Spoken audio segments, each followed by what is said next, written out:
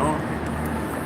All right, Shalom. First off, I want to give all praise, honor, and glory unto Yahweh, Ba'ashem, Yahweh Shai. The elect that are scattered throughout the four corners of the earth, you know, pushing the truth out in faith and sincerity.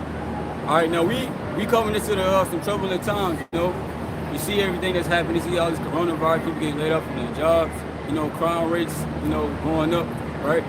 And you know, it ain't really nothing to be scared of. You know, we gonna have some protection in that day, right? We of the elect, right? The Most High is gonna protect His men, right? Because it's gonna be a lot of people that's gonna die, right? Because the scriptures say that 2/3 of the nation of Israel are gonna be put to death. You know, but hey, all you gotta do is just have faith, man. Have faith that the Most High can protect you.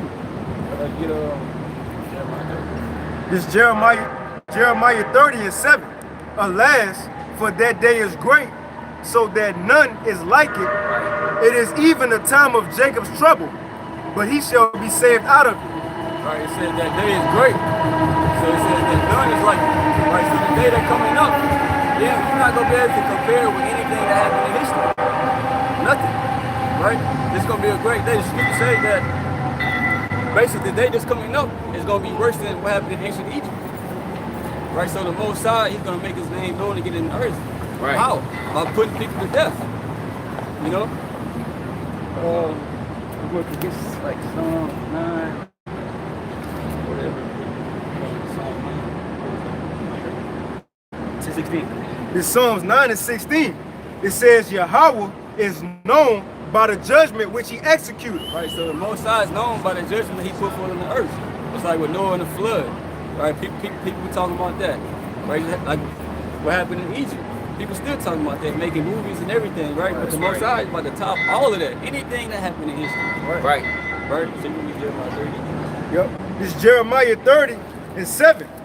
It says, alas, for that day is great, so that none is like it. It is even the time of Jacob's trouble, but he shall be saved out of it. Right, so it is the time of Jacob's trouble. Who does Jacob represent? Jacob represents the Negroes, the Latinos, and the Native Americans. Right? Those are the Israelites of the Bible. Jacob's trouble. So that go for all of us. We all gonna be in some trouble. Right? But for the elect, right, it's not to their destruction, right? It's just to build their faith, because the Most High is gonna be living them out of each situation they going through. Right? But the 2/3, they gonna get put to death. Right? You about to say something? I was about to say, you know, it's cold. The Most High got us scattered to the four corners, you know, so we under captivity amongst these other nations. But as Jacob going through trouble, just because we in y'all country, y'all gonna go through trouble too, these heathens. It says the whole world gonna have to go through an hour of temptation. Right. You see, yeah, it's Jacob's trouble, but everybody gonna go through it, man. You know? Yep. Hey, one more time. Yep. It says Jeremiah 30:7, alas, for that day is great, so that none is like it. It is even the time of Jacob's trouble, but he shall be saved out of it. Right, so that great day gonna come, right? And a lot of people gonna be put to death. It's gonna be Jacob's trouble, but he said he's gonna be saved out of it. Who they talking about? They're talking about the elect, right? So you can Daniel 12:1. This is Daniel 12:1. It says, and at that time shall Michael stand up, the great prince, which standeth for the children of thy people. Right, so this Michael is talking about one of the angels of the Most High. Right, so it says at that time shall he stand up, right? Because hey, the angels are gonna have to be out here protecting the elect, man. Cause there's gonna be some shit going on. The Most High, He's gonna unleash some stuff that the world ain't never seen before. Right, He's gonna make new creatures. Right, hey, people gonna be bugging out. Right, so if we don't have spiritual intervention, hey, ain't nobody gonna be saved. Right, so the angels gonna have to be out here. It says, and at that time shall Michael stand up, the great prince which standeth for the children of thy people. So the children of thy people, that's talking about the Israelites, right? Only. Right, that's the only nation that the angels are going to be protecting, and the elect of that nation. Right. They said Jacob, and he shall be saved. I ain't say the heathens, Jacob, you know? They ain't dropping. Yeah, right. And that's the elect too. And it says, of thy people, and there shall be a time of trouble, such as was never since there was a nation, even to that same time. And at that time thy people shall be delivered, every one that shall be found written in the book. Right, saying the same thing that Jeremiah 30 said. Right? It's going to be a time like never before. But it says that everybody that's written in the book is going to be delivered. What's that talking about? It's talking about the elect, the chosen ones that have been Because he died for the whole nation of Israel, but on this side, on the elect, and the elect are the ones that's going to be saved on this side. Right? They're not going to be touching it. To, you know, the 2/3 going to be, you know, saved through the elect, man, because they're going to go through the loins. Acts chapter 14 and verse 22, confirming the souls of the disciples and exhorting them to continue in the faith, and that we must through much tribulation enter into the kingdom of the Most High. So, you know, the men of the Lord, man, you're gonna go through much tribulation in order to get to the kingdom of the Most High, man. Ain't gonna be no la-di-da, you know what I'm saying, to make it into them chariots, man. You know, we're gonna earn that thing, man. You know, we're gonna catch all kind of hell. These people gonna come against us. You know that the government gonna come against us, you know, make us public enemy number one, you know, and then they gonna be forcing these vaccines and shit like that, man. The men of the Lord ain't taking none of that bullshit, man. You know, so you're gonna be the first ones on the chopping block, man. You know, and then, you know, the apostles and the disciples was constantly thrown in prison, man. You know, that can happen to the men of the Lord, man. You know, being thrown in the damn county jail and shit with all these damn niggas, you know what I'm saying? Right. Scripture say the things, Romans 16:4 say the things that are written aforetime written for our learning. So the things that the prophets went through, you know, the prophets back then, right? The prophets that you read in the Old Testament, the prophets that you read about in the New Testament, the things that they went through was written for us. So we finna go through a time like never before. So hey, we gotta, you know, see different accounts where these men were saved out of these situations to build up our faith. Right? That's why you got the faith chapter, Hebrews 11, it's about faith. By faith Abraham, by faith Noah. You know, by faith, right? So we want to overcome by our faith too. We want our warrior to be in the kingdom of heaven that we overcame by our faith, just like these men overcame by their faith. You still got the Psalm 90? Yeah, come. We want to slow that. Tops, man, the whole Psalm chapter 91 and verse 1. He that dwelleth in the secret place of the Most High shall abide under the shadow of the Almighty. Right, he that abideth in the secret place of the Most High shall abide under the shadow of the Almighty. What's the secret place?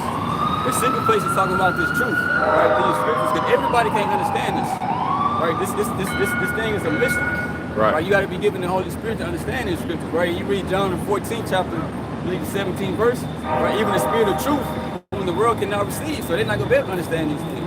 Yahushua also told the disciples that it is given unto you to know the mysteries of the kingdom of heaven, but to them it is not given. Right? So this is that secret place. So it says, read again, bro. Psalm chapter 91 and verse 1, he that dwelleth in the secret place of the Most High shall abide under the shadow of the Almighty. So the ones that's in the shoe that got this thing, man, that's sincere about it, right? They go abide in the shadow. What that shadow mean? That shadow is talking about the protection from the Most High. When Yahweh Shem Yahushua, he gonna protect his men, right? In verse 2, I will say of the Lord Yahweh, he is my refuge and my fortress, my power, in him will I trust. Right, a fortress is like a stronghold, like a military stronghold, right? Like it's like protection from war, right? So that's what the Most High is to us. It's like it says, Proverbs 18 and 10, right? It's Proverbs 18 and 10. It says, the name of Yahweh is a strong tower. The righteous runneth into it and is safe. Right, so it says the name of Yahweh, that's the name of the Most High, whom the world ignorantly calls God, right? That's his true name, right? In Hebrew, right? It says his name is a strong tower and the righteous running into it and it's safe, right? So you're going to have protection through that name. From you knowing the name of the Most High and the Son, man, that's going to bring you comfort in that day because you can call on it.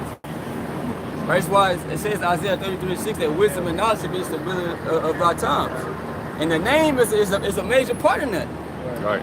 You can call on the only true power in his Son. You got their names, bro, and they can hear you. That's going to bring comfort to you, bro. That's why they're going to be a strong tower to the men of the elect in that day, to the ones that have faith in that name. Right? It ain't just gonna be because you just know the name, you know, you just try to call upon it. No, it ain't gonna work like that. Right? It's like Yahushua said in Matthew 7, now everyone said to me, Lord, Lord, shall enter the kingdom of heaven. So they don't matter. They say, but he that doeth the will of my heavenly Father. So you gotta be putting that work in and have that faith also with them works. That reminds me of in Acts when Paul when them 7 vagabond Jews, they was trying to heal, cast out demons in the name of Yahweh Shah. They said in the name of Yahweh Shah when Paul preached. Tell them they didn't have the faith, they were just saying it, but Paul had the faith. That's why the miracle you don't even believe in. Like the scripture said, Romans 10, how shall you call on him and who you have not believed? You see, so that goes along with that faith, man. Right? Verse 3, surely he shall deliver thee from the snare of the fowler and from the noisome pestilence. Right, snare of the fowler, right? Who's the fowler? Right, Esau. He said from the snare. What is the snare? Right? So, Esau got many traps to try to, he gonna have many traps in that day, try to put, the elect to death, to try to get them to basically give up, right? And to take us down our fiducia, right? He gonna try to, put you, that's why I say in Revelation that he causes all the both small and great to receive the mark, right? So he gonna be coming with his little tricks and shit, but the elect not gonna fall for that shit. Surely he shall deliver thee from the snare of the fowler and from the noisome pestilence. The missiles, bro. Ain't. That's the only person who can deliver you from missiles. Right. Bro, it ain't nothing on the earth that's comparing in power to these missiles. But they gonna be used to burn this good stuff. Right.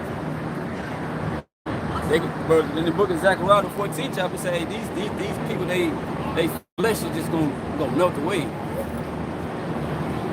Hey man, you don't want no parts of that. In verse 4, he shall cover thee with his feathers, and under his wings shalt thou trust. His truth shall be thy shield and buckler. Right, his truth shall be thy shield and buckler. Isaiah 33:6. Yep. It's gonna be your shield and your buckler in these troubling times to come. Ephesians 6 say that this word is like is like a shield to quench all the fiery darts of the wicked. Yep. Right, so this word is gonna keep you sane in them times. In verse 5, thou shalt not be afraid for the terror by night, nor for the arrow that flieth by day, nor for the pestilence that walketh in darkness. Right, we got this whole COVID-19 coronavirus bullshit that's going on. Right, you ain't gotta worry about that if you of the elect, man. Just have faith, bro. Right, just let these other people bug out over there. Like I can't even go in the store and talk to somebody without them putting their mask over their face. I be like, God damn, I be down there forgetting about it. Right. I mean, I be aware of what's going on, but like the whole mask shit, like people not even let you come in their stores without their mask. Put your mask on. I be like, God damn. HEB, you know how you go to the fruit section. What you do, you take the fruit, you look at it, right, to make sure this the one I want. Everybody do that shit, right? But since this fucking COVID shit, everybody up there with masks, I'm doing a little shit, looking at them, I put my head, everybody looking at me like, nigga. See what I mean? Like, you feel me? Come on, bro. So they just going up and there with their masks, just looking at them, grabbing one, and I'm like, come on, bro, y'all doing too much. Right. I ain't had no problem with this at first. Now it's a big deal. Come on, right. Like, bro, like the virus, so-called, been out there, right? But now, like, I think it was like a month or two later they made the mask mandatory. Like, bro, like, people already been in contact with each other, bro. Like, you tripping. Then they'll have a mask on, but still pushing the little buggies, you know? And got your, then the goddamn king of Babylon, this motherfucker proud, he said he ain't even wearing no goddamn mask, man. So y'all motherfuckers is a bunch of morons, man. Right. They say fuck a mask. Thou shalt not be afraid for the terror by night, nor for the arrow that fly by day, nor for the pestilence that walketh in darkness, nor for the destruction that wasted it at noonday. Right. 1,000 shall fall at thy side, and 10,000 at thy right hand, but it shall not come nigh thee. Right, so hey, it's gonna be many people getting put to death out here in the streets of America. Right. This is what's coming. And because I wanted to come, which I do, but it's the most I will. Right? You said 1,000, you'll fall at that side, we said 10,000. 10,000 at thy right hand. Right, so hey, man, it's gonna be these bodies just dropping out here. And these people, they gotta pay for the sins that they committed. 2/3 gotta pay, bro. They can't. Everybody not getting delivered like it was in ancient Egypt. Right. Yeah, appreciate it. Yeah, also get a Revelation chapter 11 and 13. The scripture talk about the righteous schedule being saved. That's it right there, man. When the Lord Yahweh shall come and save the elect, bro, the missile's gonna be coming. And as we being delivered, they're gonna be getting dropped, man. Lord willing. But King David is actually telling us what's gonna happen, man, right through the Holy Spirit, man. That 1,000, 10,000 people gonna be dying, man, gonna be dead. Right. But it should come down us. Why? Because they're gonna be in them chairs. Read that real fast, bro. Revelation chapter 11 and verse 13. And the same hour was... Start at 12. Okay, come on. Revelation chapter 11 and verse 12. And they heard a great voice from heaven saying unto them, Come up hither. And they ascended up to heaven in a cloud, and their enemies beheld them. Right, so the elect were being delivered up in the clouds, and their enemies beheld them, man. So people were seeing our salvation. Right. Lord, when we up that number, go ahead, brother. And the same hour was there a great earthquake, right? And the 10th part of the city fell. And in the earthquake were slain of men 7,000. Were slain of men 7,000, not 7,000 men, but a complete number of people will be destroyed upon the salvation of the elect, man. That city is talking about Babylon the Great, man, that will be destroyed by those missiles. So with the brother reading in Psalm 91, it's actually talking about our salvation, man.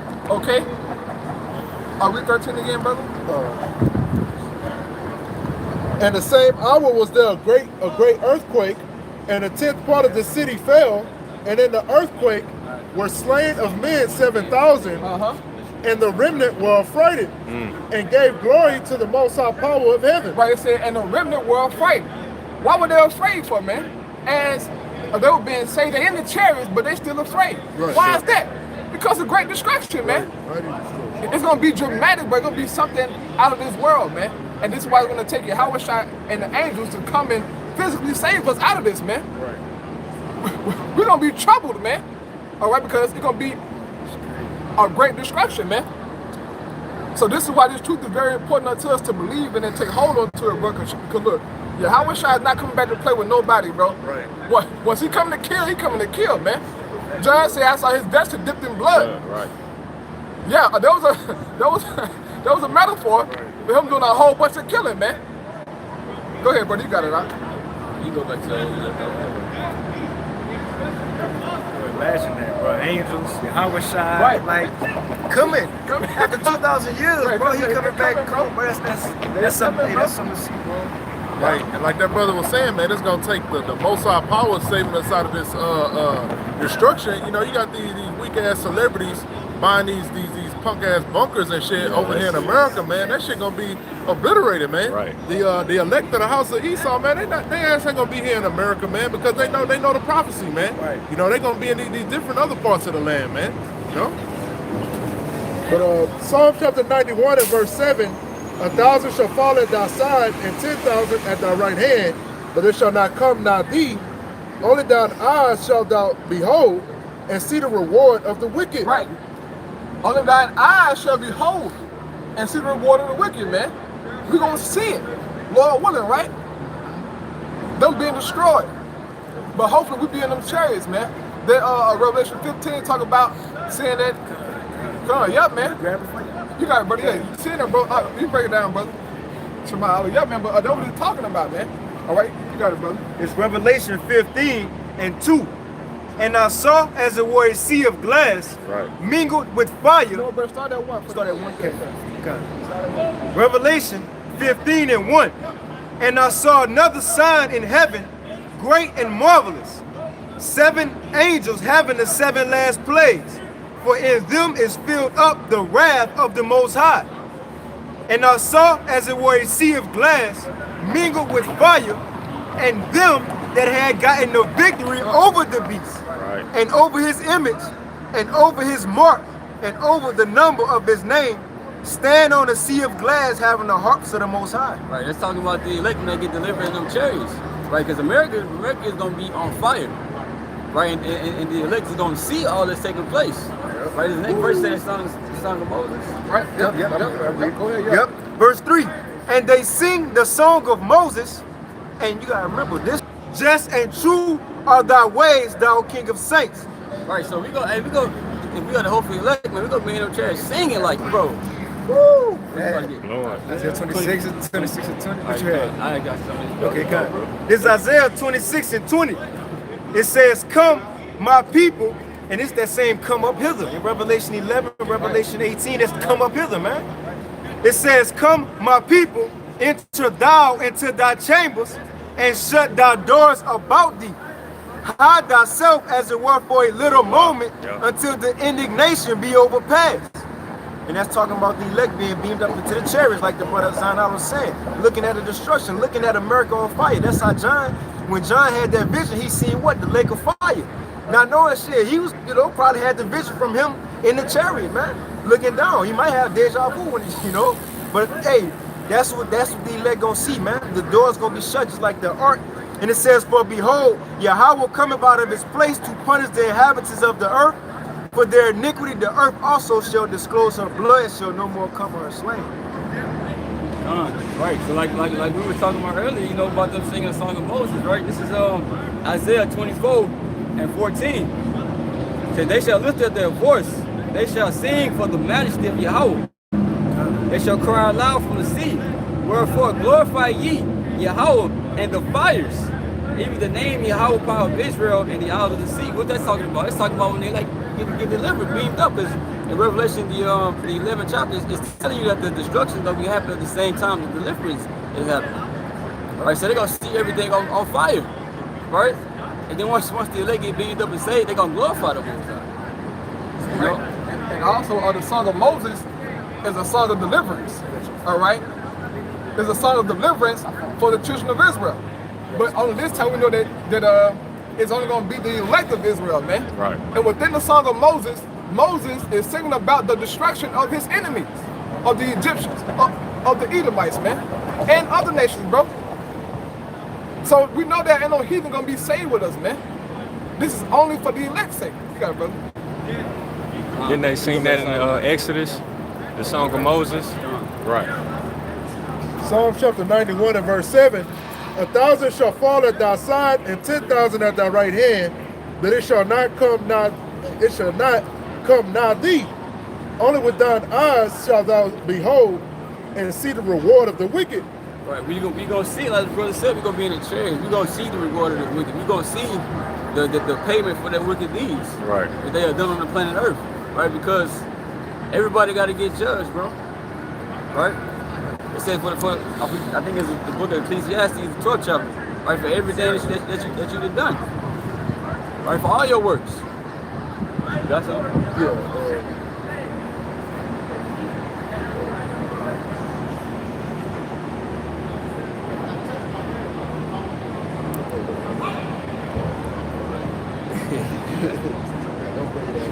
In Psalm chapter 91 and verse 7, 1,000 shall fall at thy side, and 10,000 at thy right hand, but it shall not come nigh thee.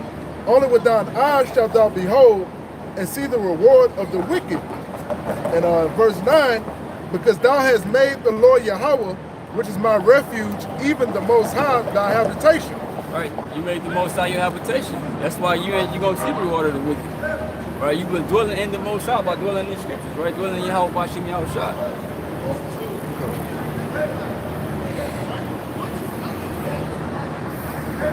In verse 10, there shall no evil befall thee, neither shall any plague come nigh thy dwelling. Right, ain't no evil gonna befall thee, right? Only the ones that's been destined, right, to die for Yahweh.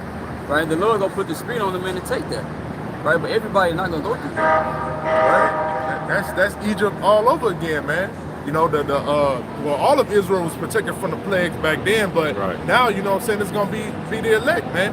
You know, the 144,000 and the 1/3 gonna be protected from all these plagues and pestilence put out into the planet Earth, man.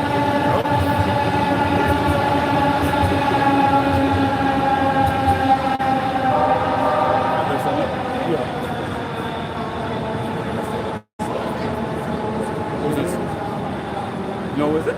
No. You want to continue on the song? Yeah. There shall no evil For he shall give his angels charge over thee to keep thee in all thy ways. Right, so the angels, like you said in Daniel 12, he said that Michael shall stand up, the great right? During these times that are coming. Because all hell about to break loose in America, whether you believe it or not. Right. You know, things look like it's calming down right now, right? But the scripture say when they say peace and safety, right, then all these things are gonna start coming to pass. Sudden destruction. You're gonna get caught off guard. Right. You know? But like I said, the angels gonna be intervening. Unless you ask something. No, I'm gonna say something real fast. See, what the world don't know is this, man. When the Most High God Yahweh brings great judgment, ain't gonna be aired on TV, man. Okay? Now, you will be warned by the prophets. Okay, you're being warned right now. But when it truly hits, it's gonna come up on you unawares, man. Like a thief in the night, because you're not prepared, you're not woke, okay, to this truth, man. And what the Most High is requiring of us. So you people gonna be caught off guard, man. And a whole lot of people gonna be dying, bro. Okay? But your blood on your own head, man. You said what now? 2 and 10, all right. This Revelation, chapter 2, verse 10. Fear none of those things which thou shalt suffer. Behold, the devil shall cast some of you into prison, that ye may be tried. And ye shall have tribulation 10 days. Be thou faithful unto death, and I will give thee a crown of life. So he says, fear none of those things that thou shalt suffer, right? Because he gonna come after us, right? He saw no, because we a threat into this man's society by the message that we preach. It's like Yahweh Shah was a threat. Right. Somebody called him. Y'all gone? It's on. Right. Good. Right. It says Revelation 2 and 10, right? It says, right? Well, you shouldn't worry about that. It said, be thou faithful unto death, and he shall give thee a crown of life. Right? Be faithful. You know, if it meant for you to, right? Like with Peter, like you read Acts 12. Acts 12, you start with.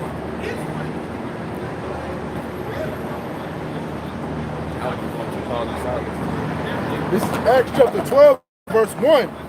Now about that time, Herod, the king, stretched forth his hands to vex certain of the church, and he killed James, the brother of John, with a sword. And because he saw it pleased the Jews, he proceeded further to take Peter also.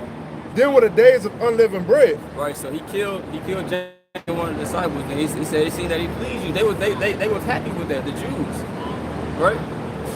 Which would be the so-called Negroes of the tribe of Judah, right? But you had Judah, Benjamin, and Levi over there, right? But he said they was happy with it. So like, all right, I'm gonna go try to get Peter now. Verse 4, and when he had apprehended him, he put him in prison and delivered him to 4 quaternions of soldiers to keep him intended after Easter to bring him forth to the people. Right, it says 4 quaternions, right? And that's dealing with like quaternions is basically 4 Roman soldiers.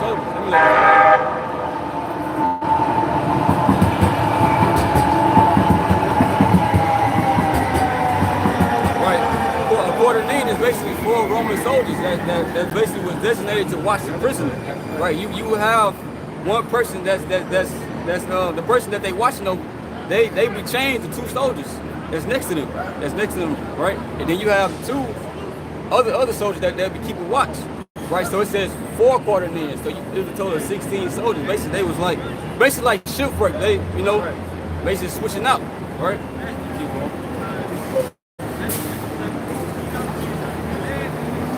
And when he had apprehended him, he put him in prison and delivered him to 4 quaternions of soldiers to keep him intended after Easter to bring him forth to the people. Right, that Easter is talking about the Passover. It's not talking about, with this world, if you're going to Easter, going to the fucking Easter bunny and having a fucking Easter egg hunt. That's not what that's talking about.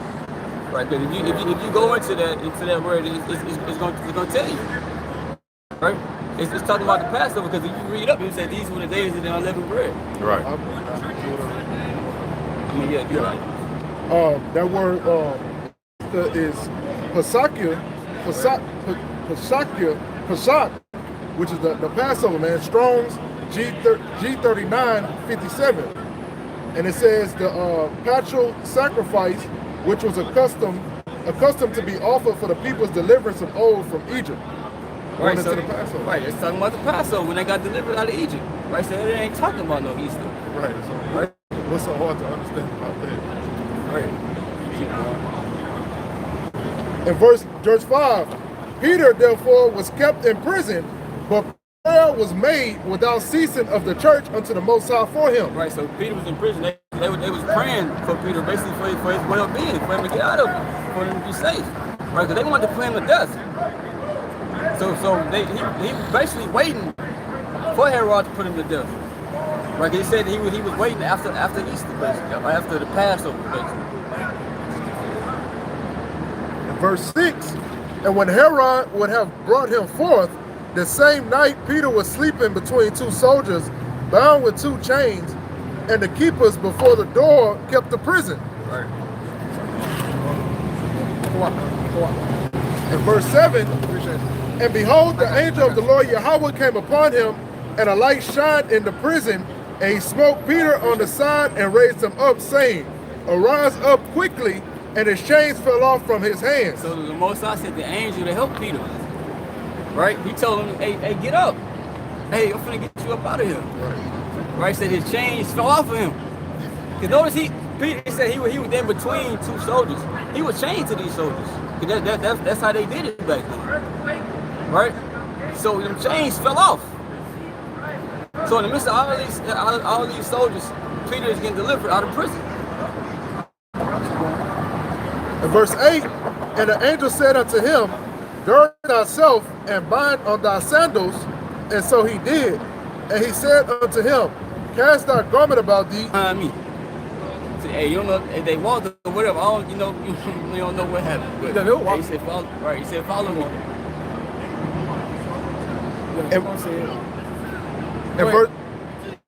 In verse 9, and he went out and followed him, and wist not that it was true, which was done by the angel, but thought he saw a vision. So Peter didn't think really like what he was seeing, was actually happening. Right? He thought it was a vision. He didn't know this was like actually happening in real life. Right. He's like, because he woke Peter up. So Peter think he sleep probably. He said he think he having a vision. Keep going. In verse 10, when they were past the first and second ward, they came unto the iron gate that leadeth unto the city, which opened to them of his own accord. So hey, everything is opening up to the angel, man. The angel taking the chains off, opening up the gates and shit. He walking right up out of there, bro. Go ahead. And they went out and passed on through one street, and forthwith the angel departed from him. In verse 11, and when Peter was come to himself, he said, Now I know of a surety that the Lord Yahweh has sent his angel and had delivered me out of the hand of Herod and from all expectation of the people of the Jews. So it came to a certain point, Peter was like, hold on. Hey, this real. Right. And he's like, I'm out of jail, bro. He's like, he's praising the Most High. He's like, I know the Most High delivered me. But they wanted to put him to death. His own people wanted him to get put to death. Right, but the Most High delivered him from that. The Most High can do that for you too. Right, it's another kind of scriptures too with Paul and Silas. I got you. This is Acts 16.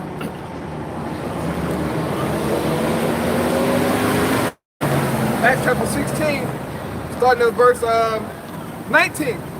It says, And when her masters saw that the hope of their gains were gone, they caught Paul and Silas and drew them into the marketplace unto the rulers, and brought them to the magistrates, saying, These men, being Jews, do exceedingly trouble our city, Right. and teach customs which are not lawful for us to receive, neither to observe, being Romans.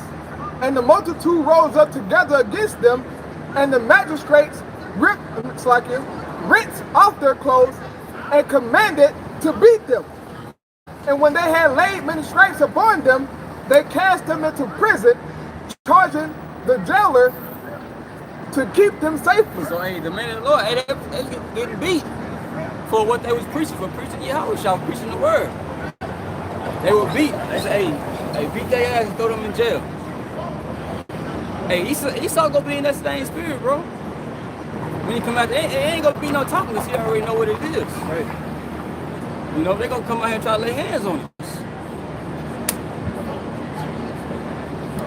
It says, verse 24, who having received such a charge, thrust them into the inner prison and made their feet fast in the stocks. And at midnight, Paul and Silas prayed and sang praises unto Yahweh, and the prisoners heard them. Right, so this is after they got beat, man. They were thrown straight in jail. They ain't say they got patched up or you know, they wounds was treated. They was thrown straight up in there. And these men are singing. They said the prisoners heard them. They probably, man, what the hell is wrong with this? Right. Yeah. Right. They just got their head. We see you like Paul probably had a knot on his head or something. Like, what are you singing? What you singing for, bro? It says, and suddenly there was a great earthquake, so that the foundations of the prison were shaken. And immediately all the doors were open and everyone's bands were loose. Right, so it said it was a great earthquake, bro, and the Mosai took the chains off of everybody. This is after these men and sons took the Mosai. Right? So everything opened up, just like opened up for Peter. The angel sent the angel there, woke him up and got him up out of there. Right? Paul and Silas. You know? Hey, so it can happen. It ain't far-fetched, bro. It says, and the keeper of the prison awakened out of his sleep, and seeing the prison doors open, he drew out his sword and would have killed himself, supposing that the prisoners had been fled. But Paul cried with a loud voice, saying, do thyself no harm, came trembling, and fell down before Paul and Silas, and brought them out and said, sirs, what must I do to be saved? And they said, believe on the Lord Yahweh Shah HaMashiach, and thou shalt be saved in thy house. Right, so believing in the Lord is important. You know, contrary to what other council may teach, that the Son of the Most High ain't that important, or that he don't exist. Right, believing in him, bro, hey, that's your salvation you playing with, bro. If you don't believe in him. Right, but he was going to, hey, the dude was ready to kill himself, bro. Cause he was like, shit, hey, that's how they got down back then. Just like when Peter got up out of there, right. They didn't know what was going on. They walked up like, hey, what's up? Hey, roll like, all right, we finna kill him. Y'all finna get put to death. So he was trying to kill himself before they got to him. You know? Cause Paul and Silas, they weren't no ordinary men. Right. You letting them get out, hey, it's gonna like he had something to do with it. So it was like, hey, shit, I'm finna end this right now.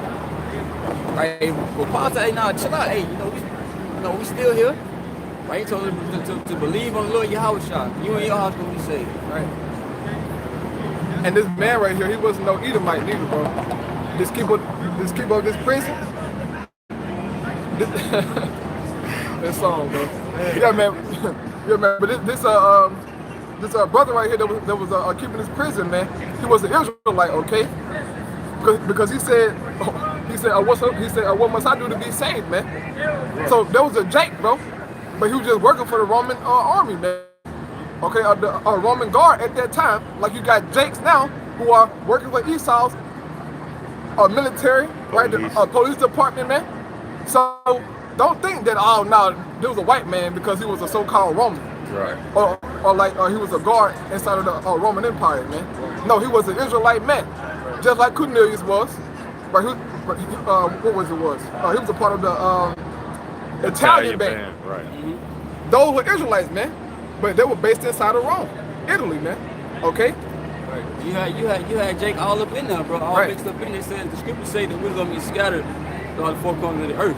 Right. Then you can read about the time during the Greeks, right? When we got mixed in, hey, so it ain't really nothing hard to believe, right? Because if it was an Edomite, Paul would have told him straight up, hey, bro, ain't nothing you can't do. Because Paul, he wrote Hebrews, right? He wrote about Esau. He said that he saw repent. It was no, I forgot a rough paraphrase. Basically, he couldn't get repentance, basically. Right.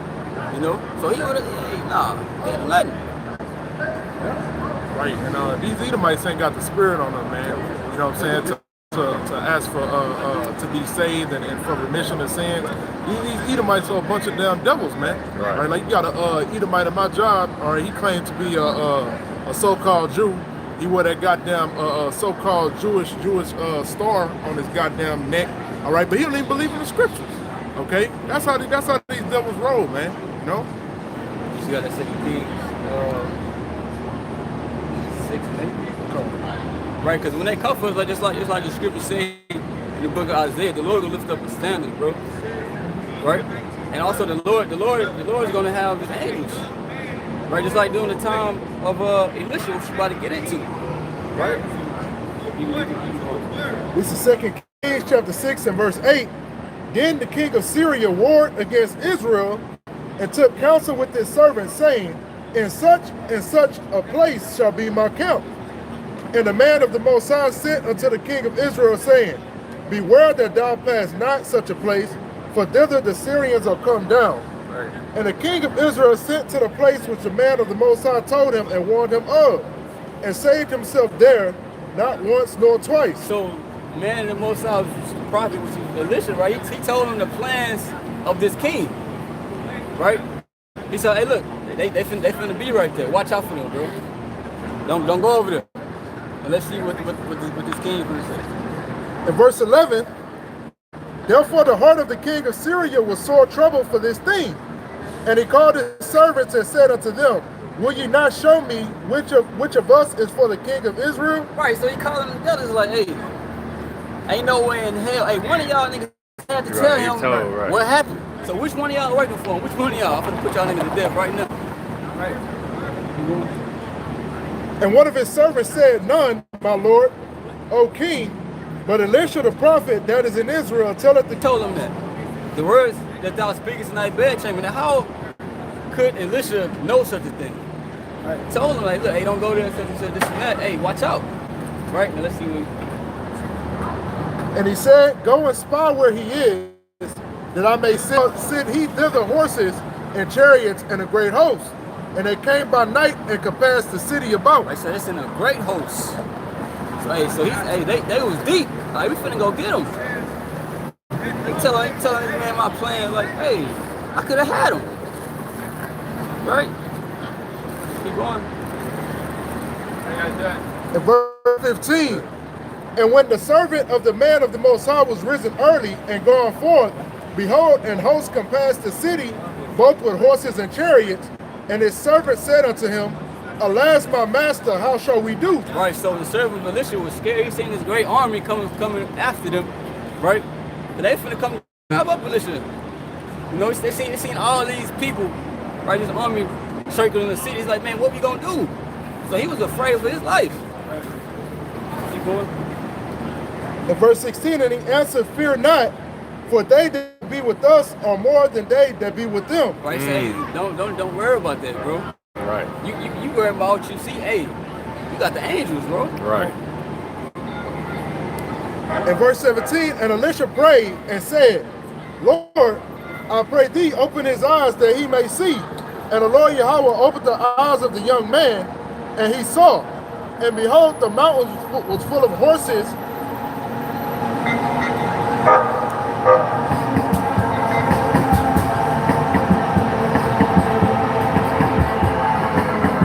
And he saw, and behold, the mountain was full of horses and chariots of fire round about Elisha. Right, so he prayed to the Most High to let him see what he saw. Right. Right, he opened his eyes and he seen angels everywhere, bro. So really, hey, the man thought that they were surrounded, but really the army that came, them motherfuckers were surrounded. Right, they were surrounded. That's why you gotta have faith. Hey, the angels are always around us, bro, like it says in the book of Psalms, 37 chapter. Right? It says that the angels of the Lord encamp around about them that fear him. Right. So even though you can't see the angels, shit, they see us. Right, you know, just like when our forefather Jacob, man, when he was leaving to go back to Israel, but Esau had 400 men with him. But before Esau came, Jacob saw the army of the Lord, man. He said, this is God's host, or this is Yahweh's host. He saw a multitude of angels, all right, before he met Esau. You know, but Jacob still got afraid because of his kids and everything. But the Most High, look, if Esau would have did anything to Jacob, bro, Esau would have got laid down right there in that desert, bro. The Most High not playing around by this service, man. Right. You know? You got it, brother. Go.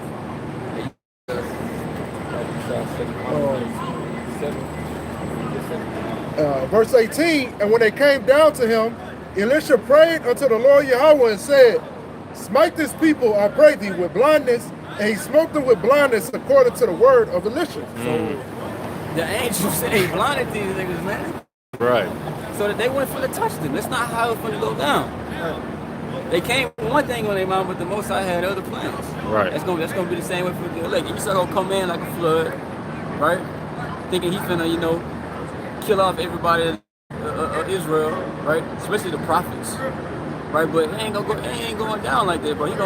Most likely gonna surprise his ass with something. All right. This 2 Chronicles chapter 32 and verse 7. It says, be strong and courageous, be not afraid nor dismayed for the king of Assyria, nor for all the multitude that is with him. For there be more with us than with him. Right, the same thing that Elisha just said. They don't worry about their army, how many people they got. Right? Don't worry about Esau, what technology he may got. He got this type of gun, the heart attack gun, and all this shit. Don't worry about none of that, right? Because we got the angels on our side, bro. And the angels cannot be touched by men. No, sir. Right. It says, with him is an arm of flesh, but with us is Yahweh our God to help us and to fight our battles. And the people rested themselves upon the words of Hezekiah, king of Judah. Right? Says with him is the arm of flesh. Right. Right. So he got little human beings, you know, to help him in war. Right. But he said with us is the Most High to help us fight our battles. The angels can come down, you know, send the angels down. Right. Come on, bro. No other nation can do that. Right. No other nation got the protection from on high like the Israelites do. Man. Right? Even though you see us in this destroyed position that we're in today, right? That was just because we broke the law, statutes, and commandments of the Most High. Right? We're gonna be lifted up again in the earth. Right? You ain't finna come touch us, bro. If we be the men of the Most High. Right? No matter what condition we in right now. Right. I'm gonna look a little bit more on this, brother of mine. This is 2 Chronicles chapter 32, starting at verse 17, right? Well, you know what? I started 16. And his servants spake yet more against the Lord God, and against his servant Hezekiah.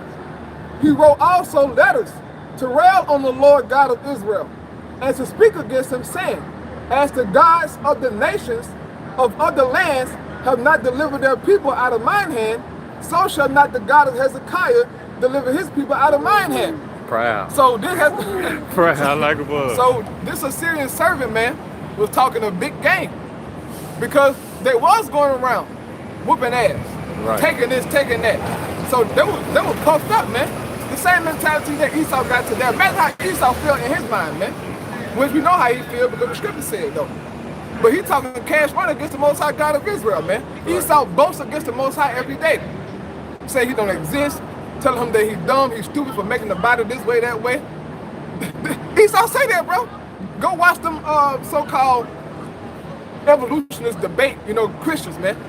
They talk cash money about the scriptures, man, with no regards of judgment or fear, anything. Esau don't care. But that's his mentality, all right. The Most High made him that way, right? It says, damn, and they cried with their loud voice in the Jews' speech, right? They're speaking in Hebrew, talking noise. It says, and they cried with their loud voice in the Jews' speech unto the people of Jerusalem. They were on the wall to affright them and to trouble them, that they might take the city. And they spake against the God of Jerusalem, as against the gods of the people of the earth, which were the work of the hands of men. For this caused Hezekiah the king and the prophet Isaiah son of Amos prayed and cried to heaven.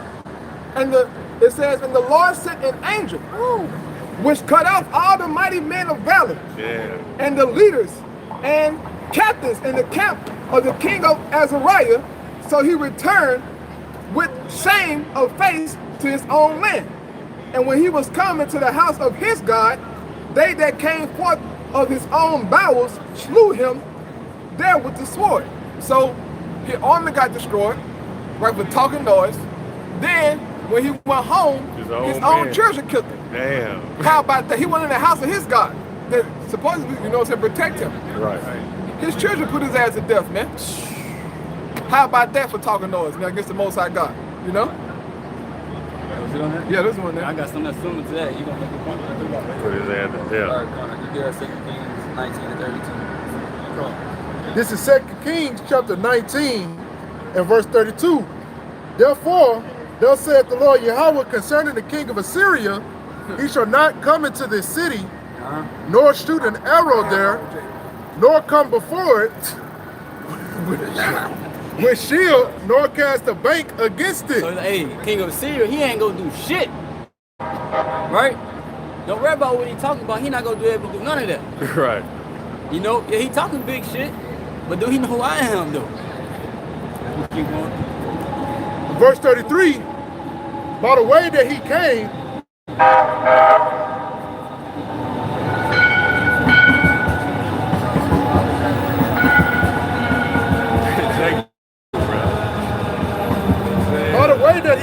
by the same shall he return, and shall not come into this city, saith the Lord Yahweh. For I will defend this city to save it for mine own sake, and for my servant David's sake. Right, since I'm gonna defend this city, this is the most I say, I'm gonna defend y'all. Right? Hey, he not finna come do nothing. I'm gonna take care of y'all. And thus the Lord went out and smote in the camp of the Assyrians 185,000. 185,000 people. Damn. And when they arose early in the morning, behold, they were all dead corpses. Laid all them niggas down. He said, hey, they rose up early in the morning. Everybody dead, bro. He says they didn't see nothing but dead bodies. There was one angel. Right. There was one angel. 185,000, bro. Body One count angel. stupid. This is the most I. He said, hey, I'm gonna defend this city. He showed them. Right, by sending the angels down. Hey, you see, hey, when Yahweh Shah come back, hey, he coming back with thousands and millions of angels behind him. And this is just one angel, bro. And Yahweh Shah, Yahweh Shah really can take everything God by himself. Right. Right? Hey, but with all that's coming, it's gonna be an overkill, bro. Right, man, look, but Yahweh Shah really don't have to do nothing, like, if he don't want to. He got the power right now, like, he can just say it, and it can happen. But he gonna show up and show out just for the hell of it. Because it's written, because he wanna show the people, hey, look, man, I'm that guy right now. Right. I've been that guy, I'm still that guy. He gonna find out that I'm the truth. And he gonna show the whole world, man, that he needs, he needs to be acknowledged as the top being on the planet Earth, all right, that this is his world, you are his people, right, that he owns you. Everything that's in it belongs to Yahweh Shah Mashak right now, man. Okay, his father gave it to him. So if you to boast up and try to fight him, to stop him get his own stuff, man, he gonna wreck shop on everybody, you know?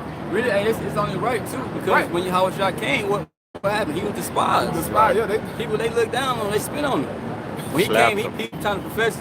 When Yahweh Shah was preaching the truth, they're like, man, who this dude? Right.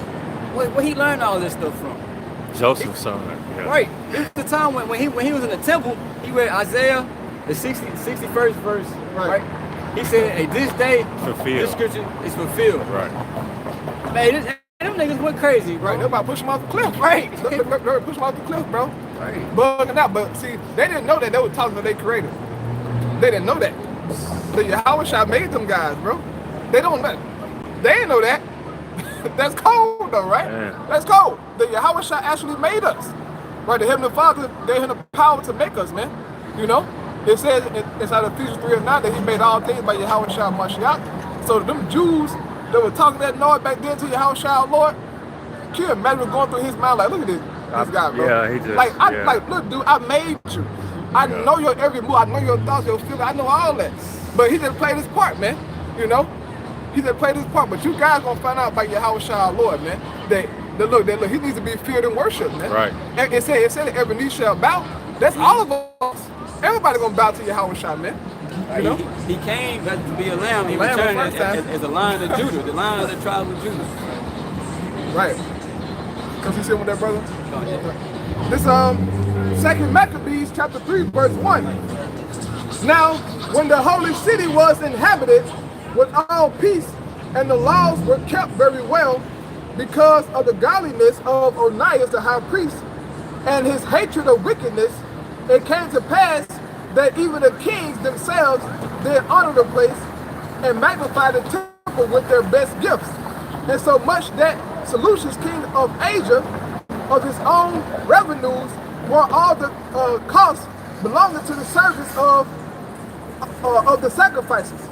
But one Simon of the tribe of Benjamin, who was made governor of the temple, fell out with the high priest about disorder in the city. Right, so they fell out, so they had a little disagreement, you know, so let's see what he's going to do. And when he could not overcome Onias, he got him to Apollonius, the son of Paisius, who then was governor of Seleucia and Phoenice, and told him that the treasure in Jerusalem was full of infinite sums of money, so that the multitude of their riches, which did not pertain to the account of the sacrifices, was innumerable, and that it was possible to bring all into the king's land. So he went and told him, hey, look, man, the treasure looking nice right now. A hoe. Hey, That nigga was a hoe. right, they got this, they got that. Hey, this could be the kings right here. Right. Like, cause all over disagreement. A nigga make anything sound good, look good from a nigga mouth, man. So you can imagine how Jake was, man, you know? It says,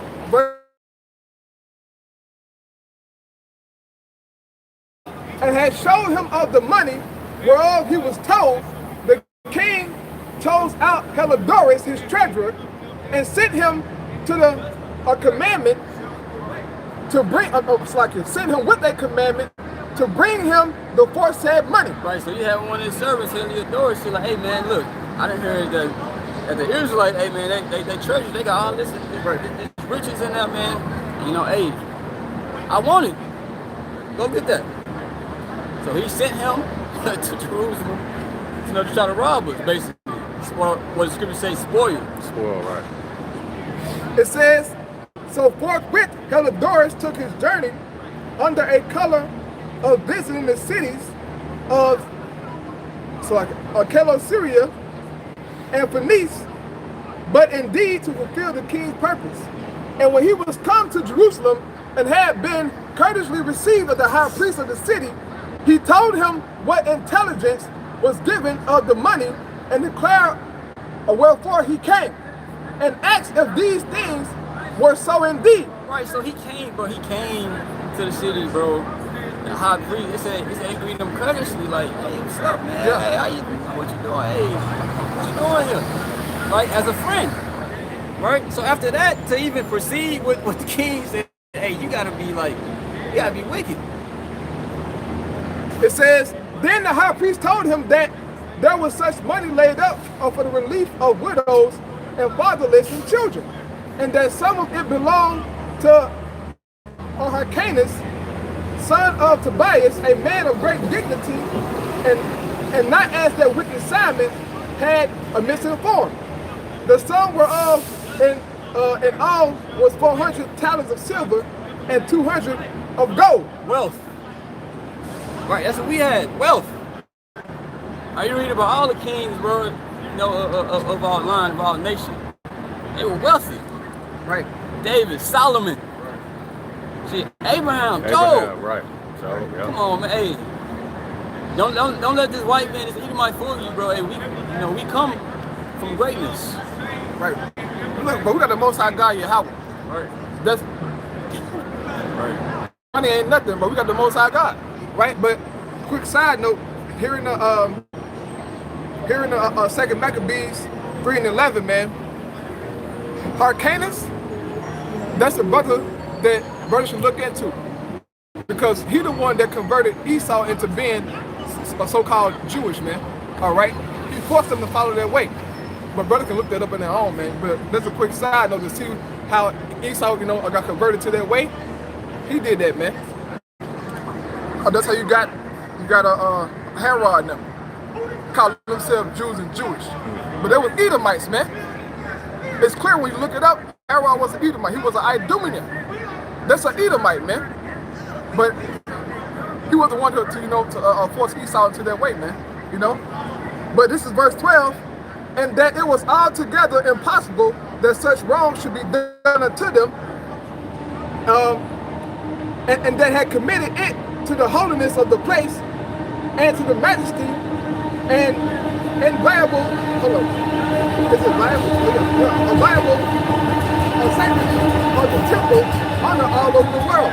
But Helodotus, because of the king's command given him, said that in any wise it must be brought into the king's treasury. I'm coming to take this, bro. Hey, the king told me, hey, I ain't doing my own will, but right. The king told me, he sent me over here to get this, hey, so I got to do what I was told. So show me what I said. Right. So at that day, which he appointed, he entered, and to order this matter whereof there was no small agony throughout the whole city. But the priests prostrated themselves before the altar, and their priest's vestment called unto heaven upon him that made a law concerning things given to be kept, that they should safely be preserved for such as had committed them to be kept. Right, so everybody in the city was tripping, bro. They're like, man, hey, these dudes coming to protect us in the temple. And he said, you got the priest praying to the Most High. Then you're like, hey, it's a law to put these things in here. So you know what? Protect us. You know, so they praying to the Most High. Right? They scared in the face. It would have wounded his heart. It would have fucked your head up. You're like, damn, you would have seen what he was feeling when he was thinking just by looking at him. Right. Fucked up. The body, that it was manifest to them that looked upon him what sorrow he had now in his heart. Others ran flocking out of their houses to the general supplication, because the place was like to come into contempt. And the women girt with sackcloth under their breasts abounded in the streets. And the virgins that were kept in ran some to the gates and some to the walls, and others looked out of the windows. And all holding their hands toward heavens made supplication. I said, everybody tripping, everybody scared, so everybody is praying to the Most High. Like, please do something about this. Right, you can't let this happen. Baba Kashab, Baba Kashab, Baba Kashab. Right, that's pleasing the Hebrews, you ain't know. It says, then it would have pity a man to see the falling down of the multitude of all sorts, and the fear of the high priest being in such an agony. They then called upon the Almighty Lord to keep the things committed of trust and safe and sure for those that had committed them. Nevertheless, Helodotus executed that which was decreed. So Helodotus, he's seeing everything going on. He's seeing everybody praying, everybody fearful and shit, you know. He's like, hey, but I understand y'all, but I see what y'all saying, bro. I gotta get this, bro. Hey, I got a job to do. So he's like, fuck that. Now, as he was there present himself with his guard about the treasury, the Lord of spirits and the Prince of all power caused a great apparition, so that all that presumed to come in with him were astonished at the power of the Most High, and fainted and was so afraid. Right, so this is spiritual intervention again. Right. Just like we read about the angels. Right. So hey, the Most High did the same thing in this situation right here. Is hey, they were scared. The Most High is turning the table around. Right. But keep in mind, at the beginning of the chapter, it said they were keeping the law. They were being righteous. Right. So because of them being obedient to the ways of the Heavenly Father, he said the angels, man. Right. The same thing for our sake. If we being obedient, bro, you know what? Let me read verse 1 again. It says, now, when the holy city was inhabited with all peace, and the laws were kept very well, because of the godliness of Onias, the high priest, and his hatred of wickedness. So that was being righteous, man, in this period of time, you know? So going back to the scripture, it says, verse 25, for there appeared unto them a horse with a terrible rider upon him, and adorned with a very fair covering. And he ran fiercely, and smote at Helodotus with his forefeet, and it seemed that he had sat upon the horse had complete hardness of gold. Woo! So he was decked out. So he ain't come with like no rooter pooter that, you know, just showed up whooping ass. No, he came in style, beating ass. right? He said he smoked the doors with his forefeet. Like a horse, bro.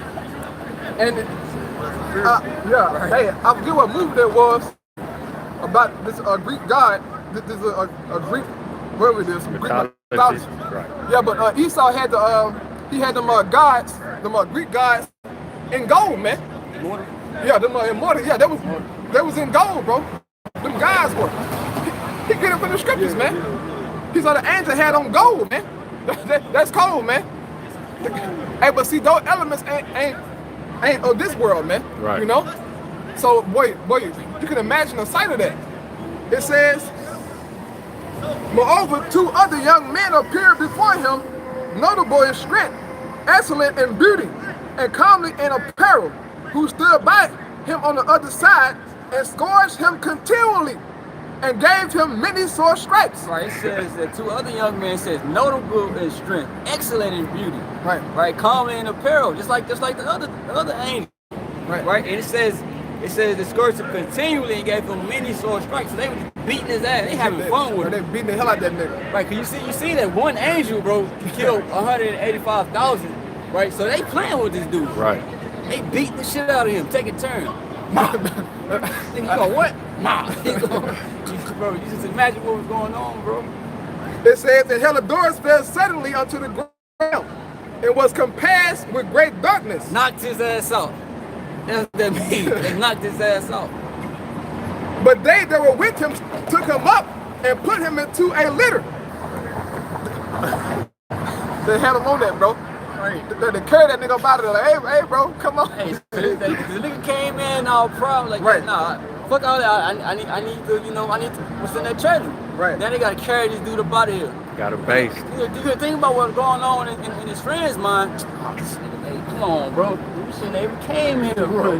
Right, like a nigga, from another hood come to another hood club, all proud to him, his gang sign, tough, throwing beer everywhere, grabbing on the hose, just being all proud and boastful.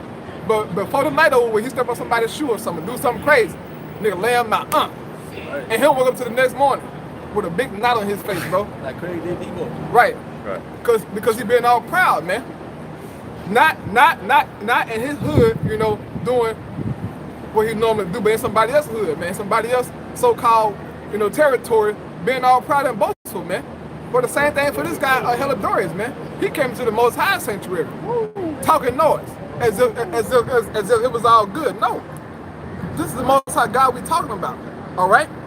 So going back in the scripture, verse 28 says, "Thus him that lately came with a great train, and with all his guard into the said treasury, they carried out, being unable to help himself with his weapons, and manifestly they acknowledged the power of God." They were like, damn, bro. They were like, woo. Hey, they gotta be, hey, they power with them, bro. Right. It says, "For he, by the hand of God, was cast down, and lay speechless, without all hope of life. But they praised the Lord that had mercifully honored his own place, for the temple, which a little afore was full of fear and trouble, when the Almighty Lord appeared, was filled with joy and gladness." So you see, hey, the people, they was afraid. They were fearful. And what they do, they prayed. And the Most High turned all that fear into joy and gladness. The Most High gonna do the same thing for this elect. You go think you in a you gonna be in a situation where you gonna be scared as hell. You gonna pray to the Most High. Most High gonna deliver you up out of that. Right? Out of every situation, the Most High gonna deliver you up out of that. All you gotta do is pray to him.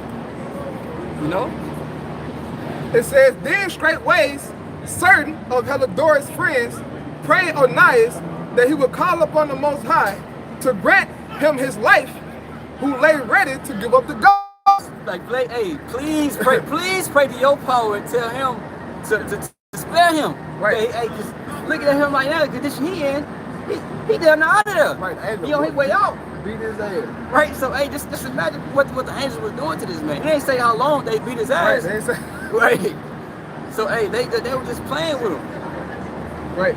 It says, "So the high priest suspected, lest the king should misconceive, that some treachery had been done to Helidorus by the Jews, offered a sacrifice for the health of the man. Now, as the high priest was making an atonement, the same young men into the same clothing appeared and stood beside Helidorus, saying,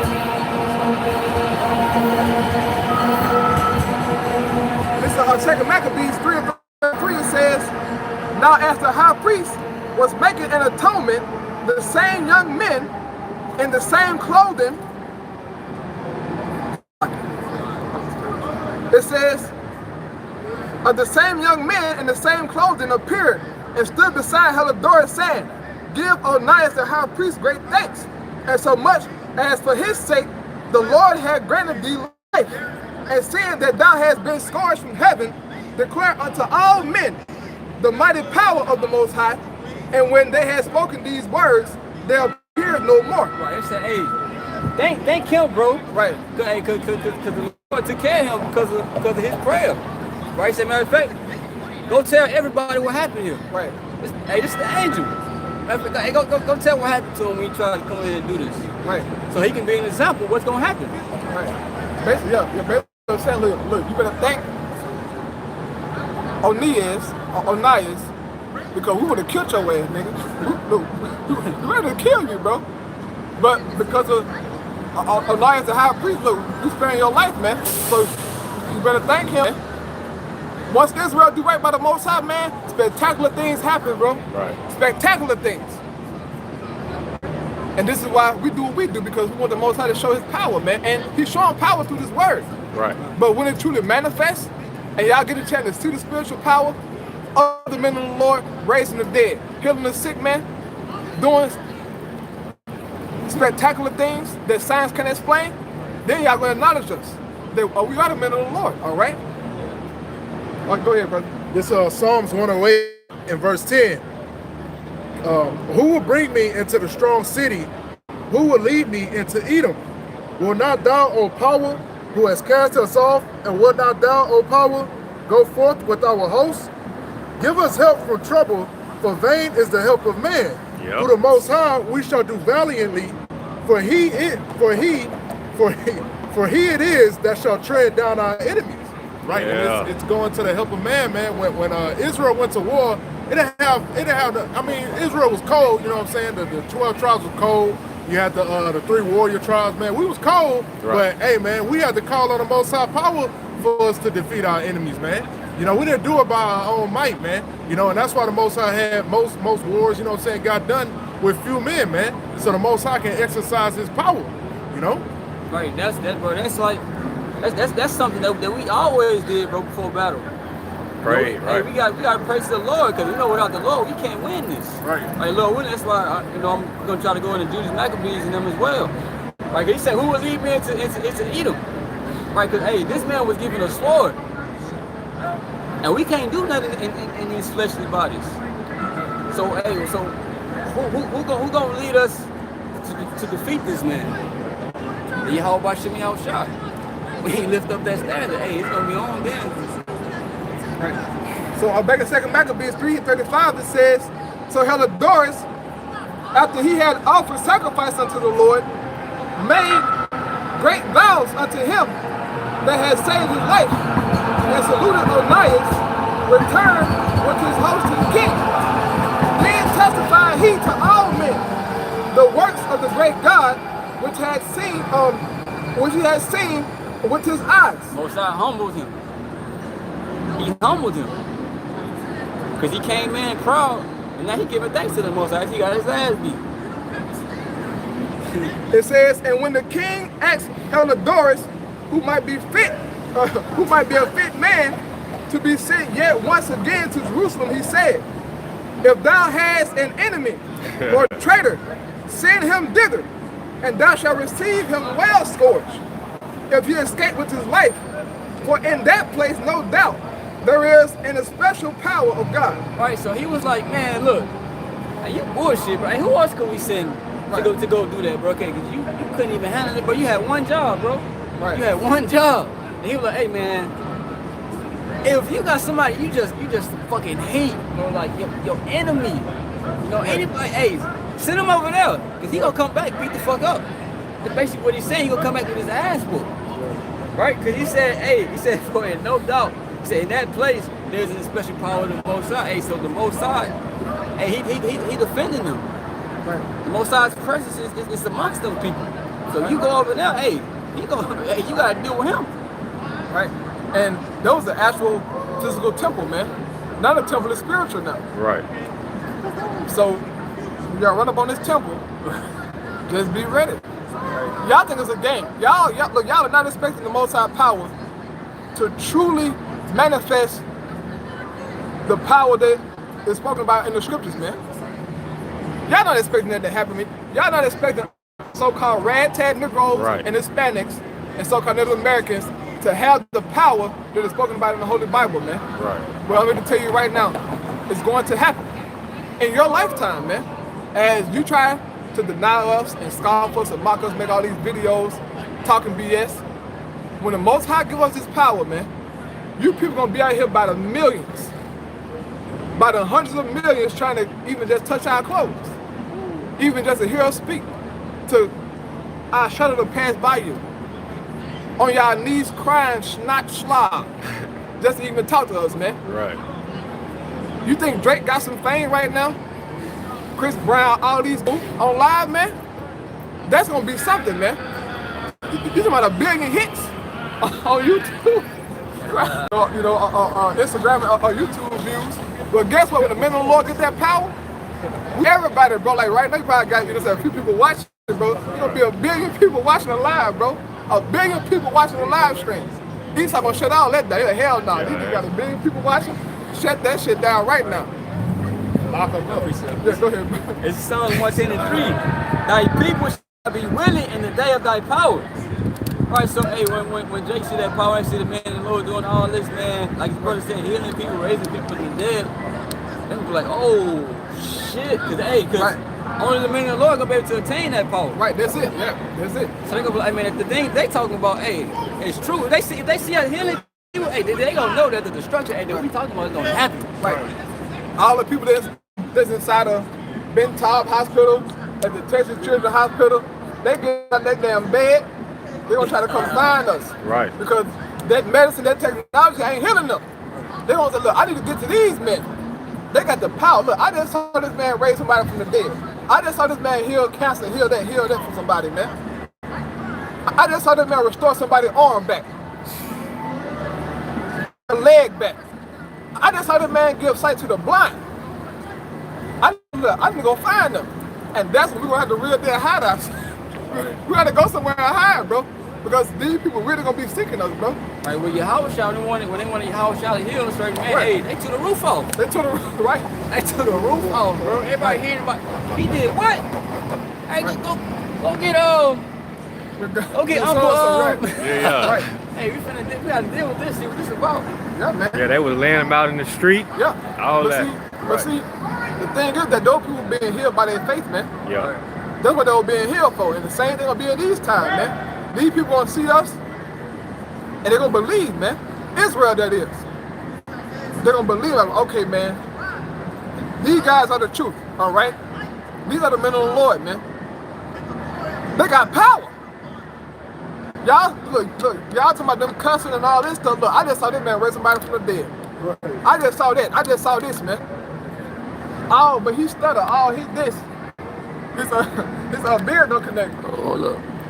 Oh, what kind of phone you got? An iPhone, huh? Yeah, that's the brother phone. Oh, look at Oh, you got a... What's up? That's not an It's the iPhone? brother phone. He got Android. Oh, I ain't got no... Android charger? Gone. Oh, what's it? Is going dead? Nah, I don't think so. Not? What's over there? 62, it's still good. Okay, yeah. Yeah. Yeah. It says, it's like it says, for he that dwelleth in heaven had an eye on that place and defended it.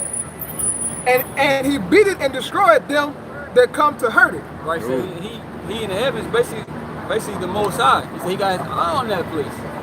Right? It says basically that place is talking about Jerusalem, but Jerusalem is the people before the place. Right, so it's talking about the people. It's talking about the people, right? So the Most High is going to protect the elect, bro. So Right. he beat it Right. and destroy whoever Beat come it. and hurt it. Right. The Most High going to beat your fucking ass. So take notes, Esau. Right. Take notes, because this is going to happen. It's going to happen to you. You say you want to Yeah. I can get done. I had Yeah. Go ahead. Go. No, it's cool. Go ahead, bro. Go ahead. So if you still... Yeah. This is 1 Maccabees chapter 3 and verse 15. You said 15? 13. Okay. And Right. verse He's 13. going to Judas Maccabees, right? A man of war. He's going to the time of Antiochus Epiphanes, right? He was compelling and forcing our people to convert to the ways of the Greeks. But you had certain men that rose up against that, right? And Judas Maccabees was a part of that, which started with his father, Matthias. You know, so they were rebelling against him, and they were going to war.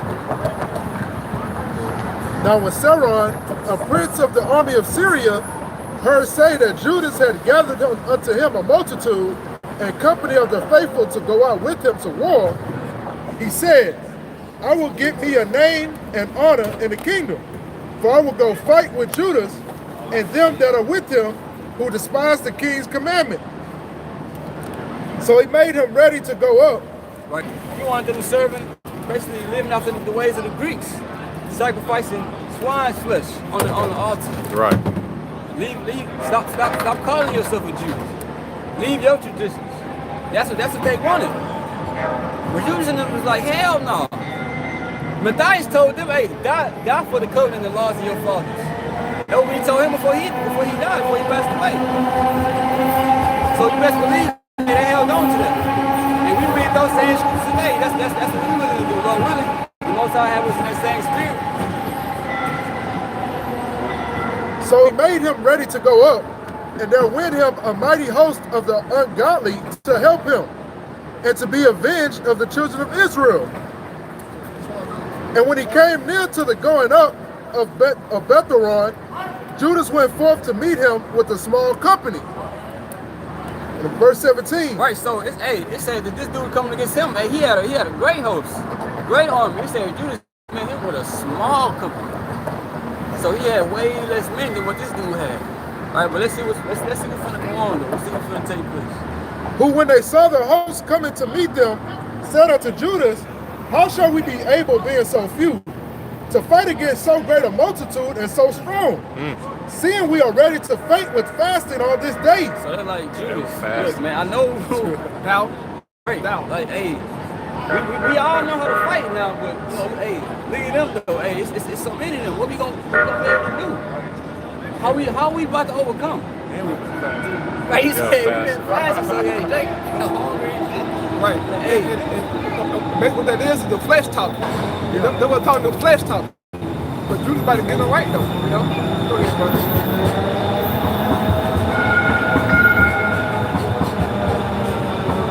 Verse 18, unto whom Judas answered, it is no hard matter for many to be shut up in the hands of a few.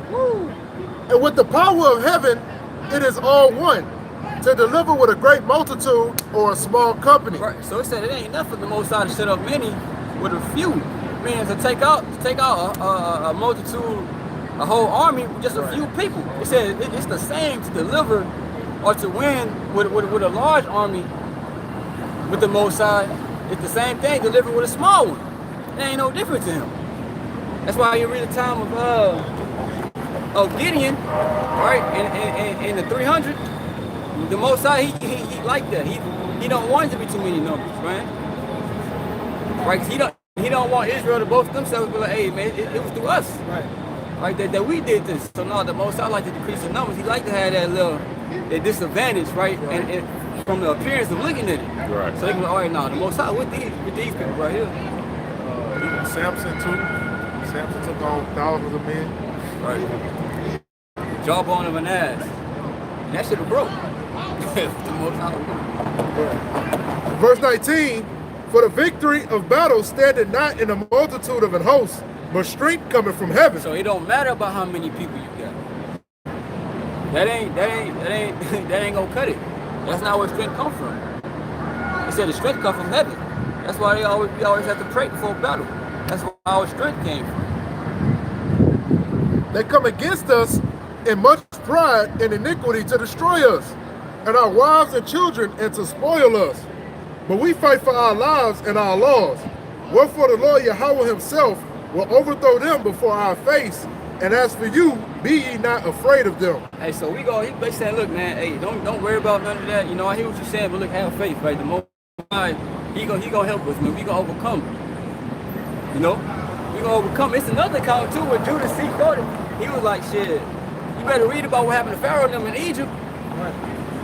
If he running the history down, hey, the Most High helped them, he gonna help us too.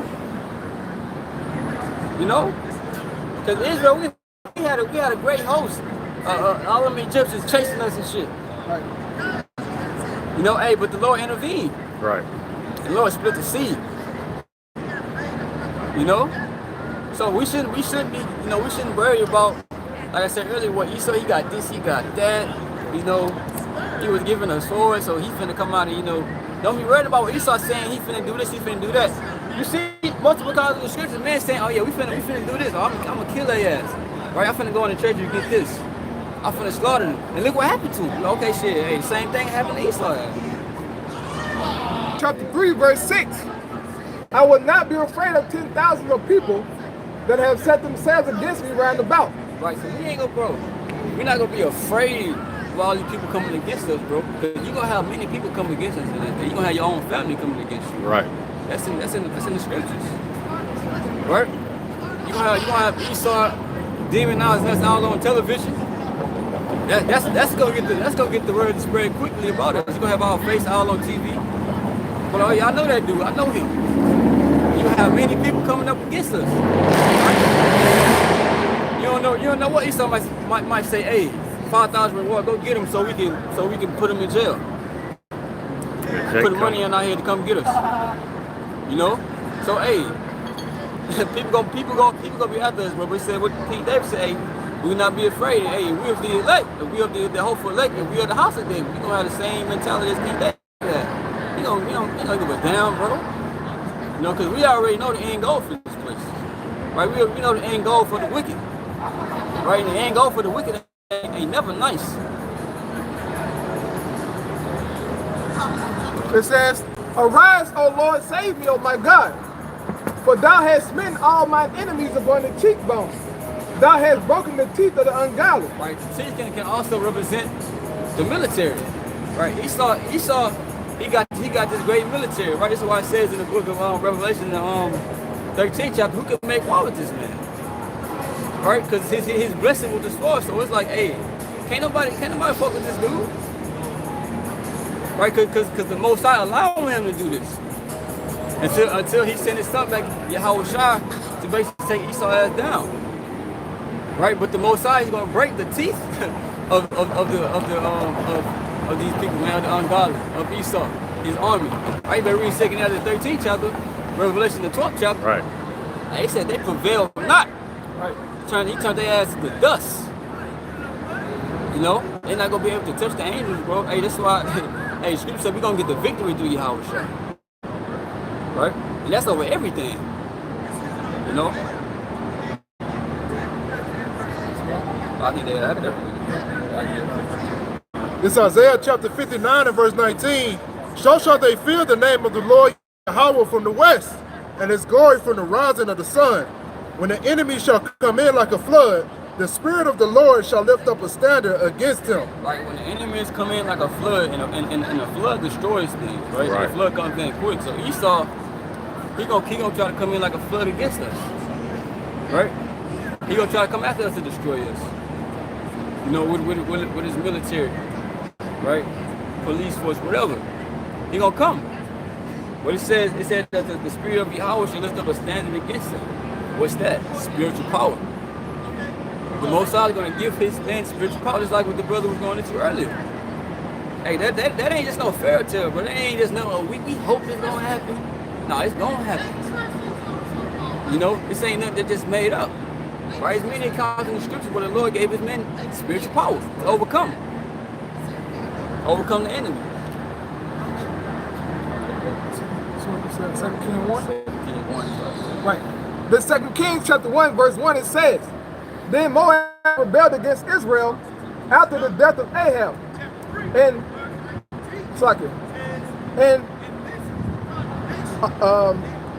Ahaziah fell down through a lattice in his upper chamber that was in Samaria and was sick.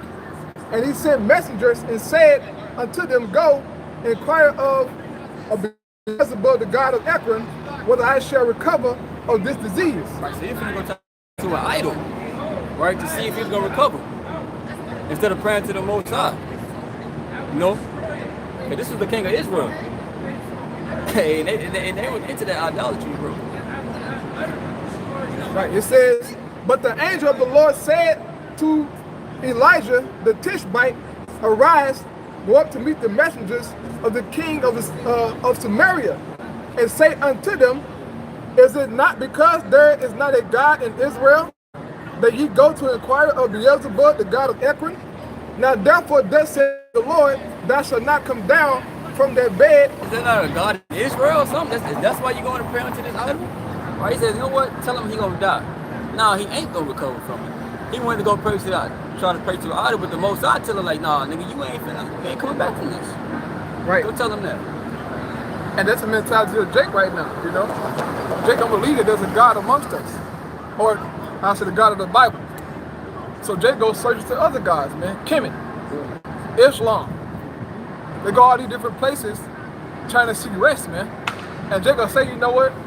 I found comfort, you know? I'm prospering now since I've been in Islam. I got a wife, you know, I got a house, I'm marching. You know, I'm on the radio now. Allah did a lot of things for me. No, he didn't, nigga. The Most High just allowed you to do that to further get your ass to believe in that BS. That's strong delusion, man. That's all it is, man. But you call it prosperity. Well, I'm doing good. God must be with me. No, that's a strong delusion. So the Most High can have confirmation to go and put you to death because you're not right, man. Y'all keep on seeking these other gods, but the Most High God your house. And this is why 2/3 got to be wiped out, man. Right. It says, and when the messengers turned back unto him, he said unto them, Why are you not turned back? And they said unto him, There came a man up to meet us, and said unto us, Go, and turn again unto the king that sent you, and say unto him, Thus said the Lord, Is it not because there is no God in Israel, that thou sittest to inquire of Beelzebub, the god of Ekron? Therefore thou shalt not come down from that bed on which thou art going up, but thou shalt surely die. And he said unto them, What manner of man was he which came up to meet you and told you these words? And they answered him, He was a hairy man, and girt with a girdle of leather about his loins. And he said, It is Elijah of the Tishbite. Right, so he was wondering, like, hey, so what y'all come back for? What happened? You know, what's going on? Right? He said, and he told them all that. Elijah told them. They're like, look. And so he said this, he said that. He's like, all right, so who is this man? What did he look like? He said he had this on. He had this on. He's like, that's Elijah. You know? So I keep reading on that. It says, 2 Kings 1 and 9. Then the king sent unto him a captain of 50 with his 50. And he went up to him, and behold, he sat on the top of an hill. And he spake unto him, Thou man of the Most High. The king said, Come down. So he sent the host after Elijah, a prophet of the Most High. Right? And he was doing what the Most High told him to do. And he relayed the message. You know? I'll keep reading on to you. Go ahead. It said, and Elijah answered and said to the captain of 50, If I be a man of the Most High, then let fire come down from heaven and consume thee and thy 50. And there came fire from heaven and consumed him and his 50. So Elijah prayed to the Most High. He was like, man, hey, if I'm your man, Yahweh, you know, hey, if I'm your man, hey, send fire down. Hey, kill him for me. and it happened. That's spiritual power. And that happened 3 times. You keep reading down. That happened 3 times, right? So hey, it's not gonna be nothing. It's gonna be an easy thing. That's an easy thing for the Lord to give a man spiritual power. Right. Scripture said there ain't nothing impossible for the Most High. Right. Nothing. You know? And you people underestimate the Most High God of Israel because look, y'all don't know him. You don't know him. You have no knowledge of him. So you talk down on him. Say, oh, the Bible. Oh no, that's a fairy tale. Da da da da da. Well then, if the Bible is fairy tale, then what is true? Evolution, Darwinism, science, right? That's the truth, right? Man, the Most High God, Yahweh is the truth, okay? And you better know that much. Go ahead, brother. It's Psalm chapter 18 and verse 27. Like it's going to King David, bro. Hey, because King David, man of the Most High. Hey, we all know. Hey, everybody know what King David did, bro, to the lions, bro. Who from when he was a kid, he was raised in war. Right? He told Goliath, "You come to me with a sword, this and that. Hey, but I come to you with the name of the Most High." Right? He ended up cutting his head off with his own sword. But King David did many things in battle because the Most High was with him. Right. It's Psalm chapter 18 and verse 27. For thou wilt save the afflicted people, but will bring down high looks. No, go ahead. No, we can finish it out. Yeah. For thou wilt save the afflicted people, but will bring down high looks. Right. So the Most High going to save the afflicted people who were there, the Israelites. Right. He said He's going to bring down high looks. Who got that high look right now? Right. Esau eating with the nations. You know, they look at us like, hey, we ain't shit. Right. They proud. You know. Verse 28. For thou wilt light my candle, the Lord Yahweh my power will enlighten my darkness. That's what He did to us. By bringing us into this truth. He gave us the light, which is through Yahweh shot. Right. You know, so we out of that darkness. Right? Which is all these philosophies and these different religions, like the religions of Islam. All that shit is darkness, bro. Ain't no truth in that. Ain't no light in that. For by thee I have run through a troop, and by my power have I leaped over a wall. So He said, for by thee I have run through a troop. Right. That's the army. You read about King David and the mighty man, bro, they was laying niggas down. Hey, bro, they got bodies on them. You know? Right. Because of the Most High. It was never because of us. Right. It's like Judas Maccabee said, hey, strength come from heaven. Right? This is all the Most High doing, being with these men. Right? He said, so for by thee, I ran through a troop. Hey, so what Isaiah 59 said, hey, he said, when the Lord bringing that flood, He shall lift up a standard against him. Just like King David ran through a troop. Why can't you? The Most High is the Most High with you. If you believe in the Most High, you'll be elect. Why can't you do it? Right? So you ain't got nothing to be afraid of. For by thee I have run through a troop, and by my power have I leaped over a wall. Major hops. Like Jake in the world. Right. When he played football, he got hops. Bunny. Right. Hey, Right. At the combine. they ain't leaping over no walls though. No, sir. Bruh. The Most High done turned this dude into. It's like Esau created Captain America in the lab. Right. The Most High, hey, made something better than that. Right. He run through truth, leaping over walls. Imagine you seen a dude do this. Think about what the men that was with King they was thinking in their mind when he was doing this. Right. Like, oh shit, hey, they got hype. Yeah. Hey, this the king, bro. It's not a king in down there. Yeah. Right, like on 300, when the old boy Leonardo was running through the troop, man, the army. Right. He was going off, man. That was a hype ass. I like that scene, bro. Right. But King David was out there, bro. He was out there doing that, bro, putting in that work, man. Like, you imagine that? Like somebody, and then all of a sudden, this man jump over a fucking wall, bro. I'm going in the house. Y'all can have this city, bro. I'm not even trying to fight you, dude. Go ahead on, bro. This man that threw a damn dagger. He goddamn stabbed 5 people. He threw one javelin. It hit 5 people. Now I'm finna go in the house. Yeah, that's too It's much. over with, bro. Yeah. But that's the power of the Lord, man. You know? Man, Verse 30. we'll do it. As for the Most High, his way is perfect. The word of the Lord is tried. He is a buckler to all those that trust in him. He's a bucket to all of them that trust in him, and we trust in the Most High. The elect is going to trust in the Most High. They're going to trust in his name, have faith in his name, and in his son. Can't forget about Yahweh. Right? 'Cause everything is through him. Right, He said he's the way, the truth, and the life. right. You know? For who is Yahweh power? For who is Yahweh power save the Lord? Or who is a rock save our power? It is the Most High that girded me with strength and maketh my way perfect. See, he telling you who it is. He ain't saying, because he could have been like, hey, yeah, this It's no, all it's me right here. I did this. I'm lifting weights. Yeah. I was ready. I was getting ready for this right here to do this. I was practicing. Right, I've been training. Right.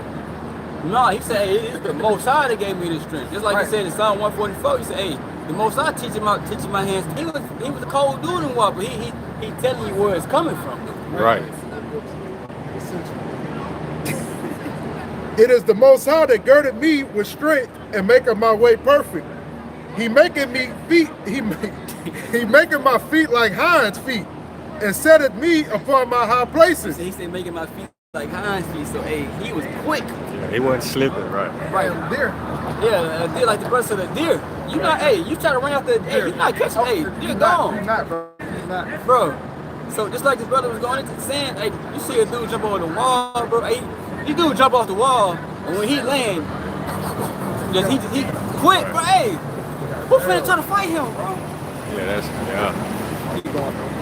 He teacheth my hands to war, so that a bow of steel is broken by mine arms. Oh, bro, this man broke a bow of steel, bro. It'd be hard for me to, break a stick. Like, I can't go. Like, what the fuck?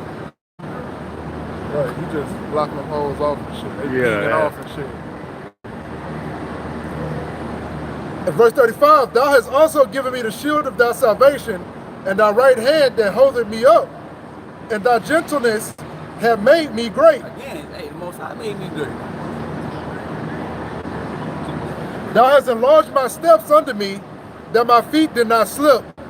I have pursued mine enemies and overtaken them. Neither did I turn again till they were consumed.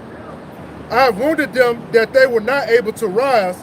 They are fallen under my feet. Right, so I have pursued my enemies and overtaken them. Right, so the Most High is going to turn things over. It's going to look like that we losing on the outside appearance, but the Most High going to make us chase their ass, because they going to come after us, then we go chase their ass out, just like it says in the law. Right, that one shall chase 1,000, you know? Hey, that's going to happen. I have wounded them that they were not able to rise. They are fallen under my feet. For thou hast girded me with strength unto the battle. Thou hast subdued unto me those that rose up against me. Thou hast also given me the necks of mine enemies, that I might destroy them that hate me. Right. They cried, but there was none to save them, even unto the Lord Yahweh, but he answered them not. Then did I beat them small as the dust before the wind. I did cast them out as the dirt in the streets. I beat them as small as the dust before the wind. He beat the shit out of us. That's what he's saying. Right. Like you stopping the guy, Hey, tell him. He's telling bro, hey, he got down, bro. That's what he's saying. With sandals on. Sandals on, whooping ass, bro. Yeah. Hey, just show the Lord with them, bro. Had to Cause ain't be. no way that you finna go out try to fight in some sandals, bro. Some scrap the sandals on. No, the Lord got to look. Them men was well trained. So footwork, they had footwork. You gotta have some footwork. Like you imagine going to the football field with some sandals on. No, cause you got some sandals on, bro. You tripping. But they had on sandals back then, man, going hard. Like what kind of shoe? So more than likely, so they had. Yeah, right. Strapped up, probably. But hey, that dude could have fought in war like that, though. Go ahead. In verse 43, thou hast delivered me from the strivings of the people, and thou hast made me the head of the heathen. A people whom I have not known shall serve me. He said that made me the head of the heathen. Right. Who are the heathen? This is other nations outside of the nation of Israel. Right. So the people I have not known shall serve me. Right. So these nations you see walking about, man, all proud and shit like that, hey, they gonna be your servants, you an Israelite. Right. It's like it says in the book of Isaiah 14. That's the people of the Lord shall possess them for servants and handmaids. Right. That's how we gonna be getting down in the kingdom. And in Psalms, they go into, you know what I'm saying, Yahweh Shai and his men are entitled to these heathen, man. You know, they are possession. In verse 44, as soon as they hear of me, they shall obey me. The strangers shall submit themselves unto me. Right. So it says, as soon as they hear me, they shall obey me, and the strangers shall submit themselves unto me. Right. Hey, so we gonna have these nations in subjection in the kingdom of heaven, bro. Right? They gonna be obedient. Because what Yahweh Shah said, he said that he that overcome and keep my working to the end. Right? It says that we're gonna be ruling over these heathen, man. Right. Esau really gonna be getting shit beat out of him more than anybody else, bro. Hey, the brother going to the power, bro. Y'all don't understand that we're gonna get real power, okay? To be able to manipulate these elements, man. Because their spiritual power is just the controlling of these elements, all right? We're gonna be able to do that, man. Yahweh Shai promised us that we're gonna have power, man. You know, get John 14 and 12. This is a promise from our Lord. Baby. I want to read this. This is John chapter 14 and verse 12. Verily, verily, I say unto you, he that believeth on me, the works that I do shall he do also. Right, Yahweh Shai said, he that believe on me, the works that I do, shall he do also. Yeah, keep reconnecting. Now, what are some of the works that Yahweh Shai did? He raised the dead, cleansed the leper, healed the sick, fed 5,000, right? Come back on every time. He knew the scriptures. All right, come. He did magnificent works. He said, what I'm gonna do, y'all gonna do. Go ahead.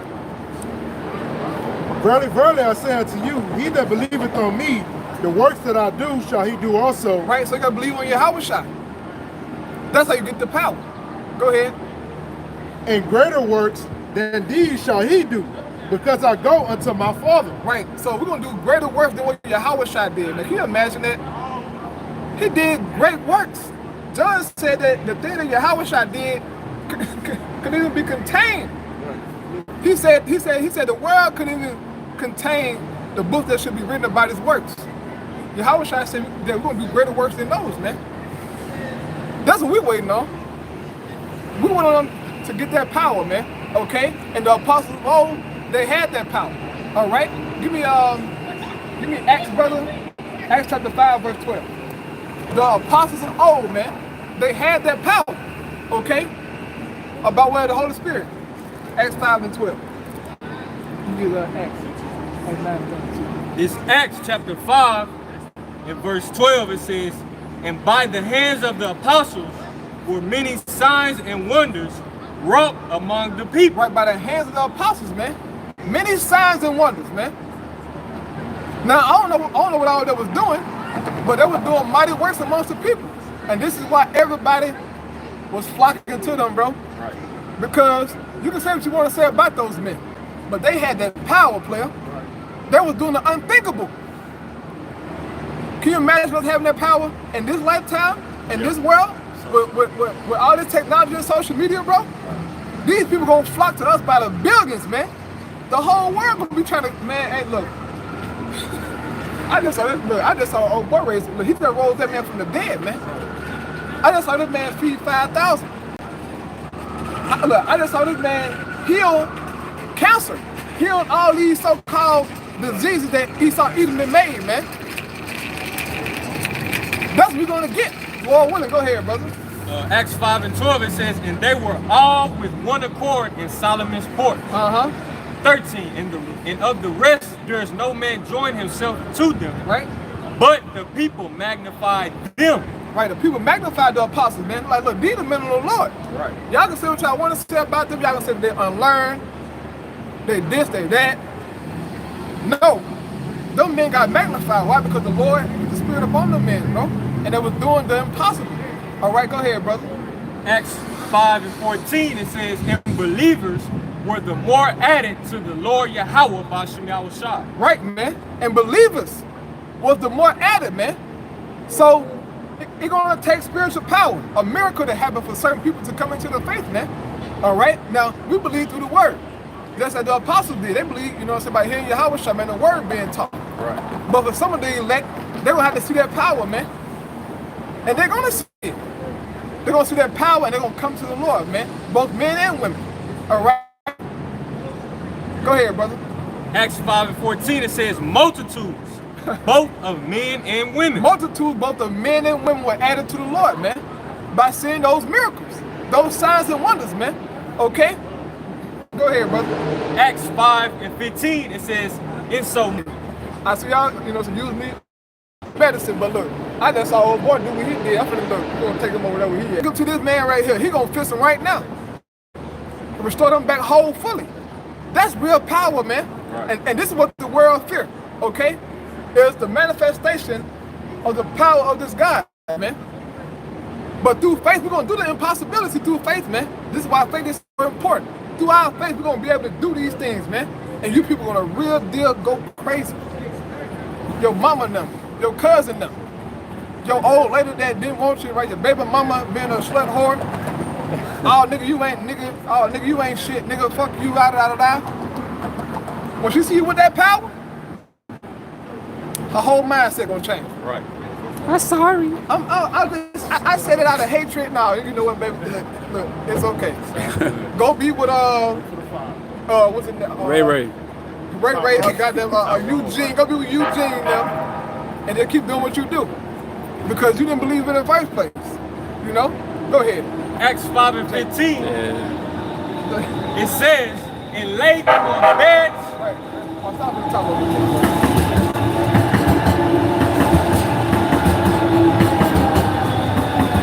Acts 5:15, it says, insomuch that they brought forth the sick into the streets and laid them on beds and couches. Right. That at the least the shadow of Peter passing by might overshadow some of them. Yeah, man. Peter's shadow. They laid sick people in the streets, man. Just so Peter's shadow can pass by and touch them, bro. His shadow healed them, man. That is crazy. That's like hell now, bro.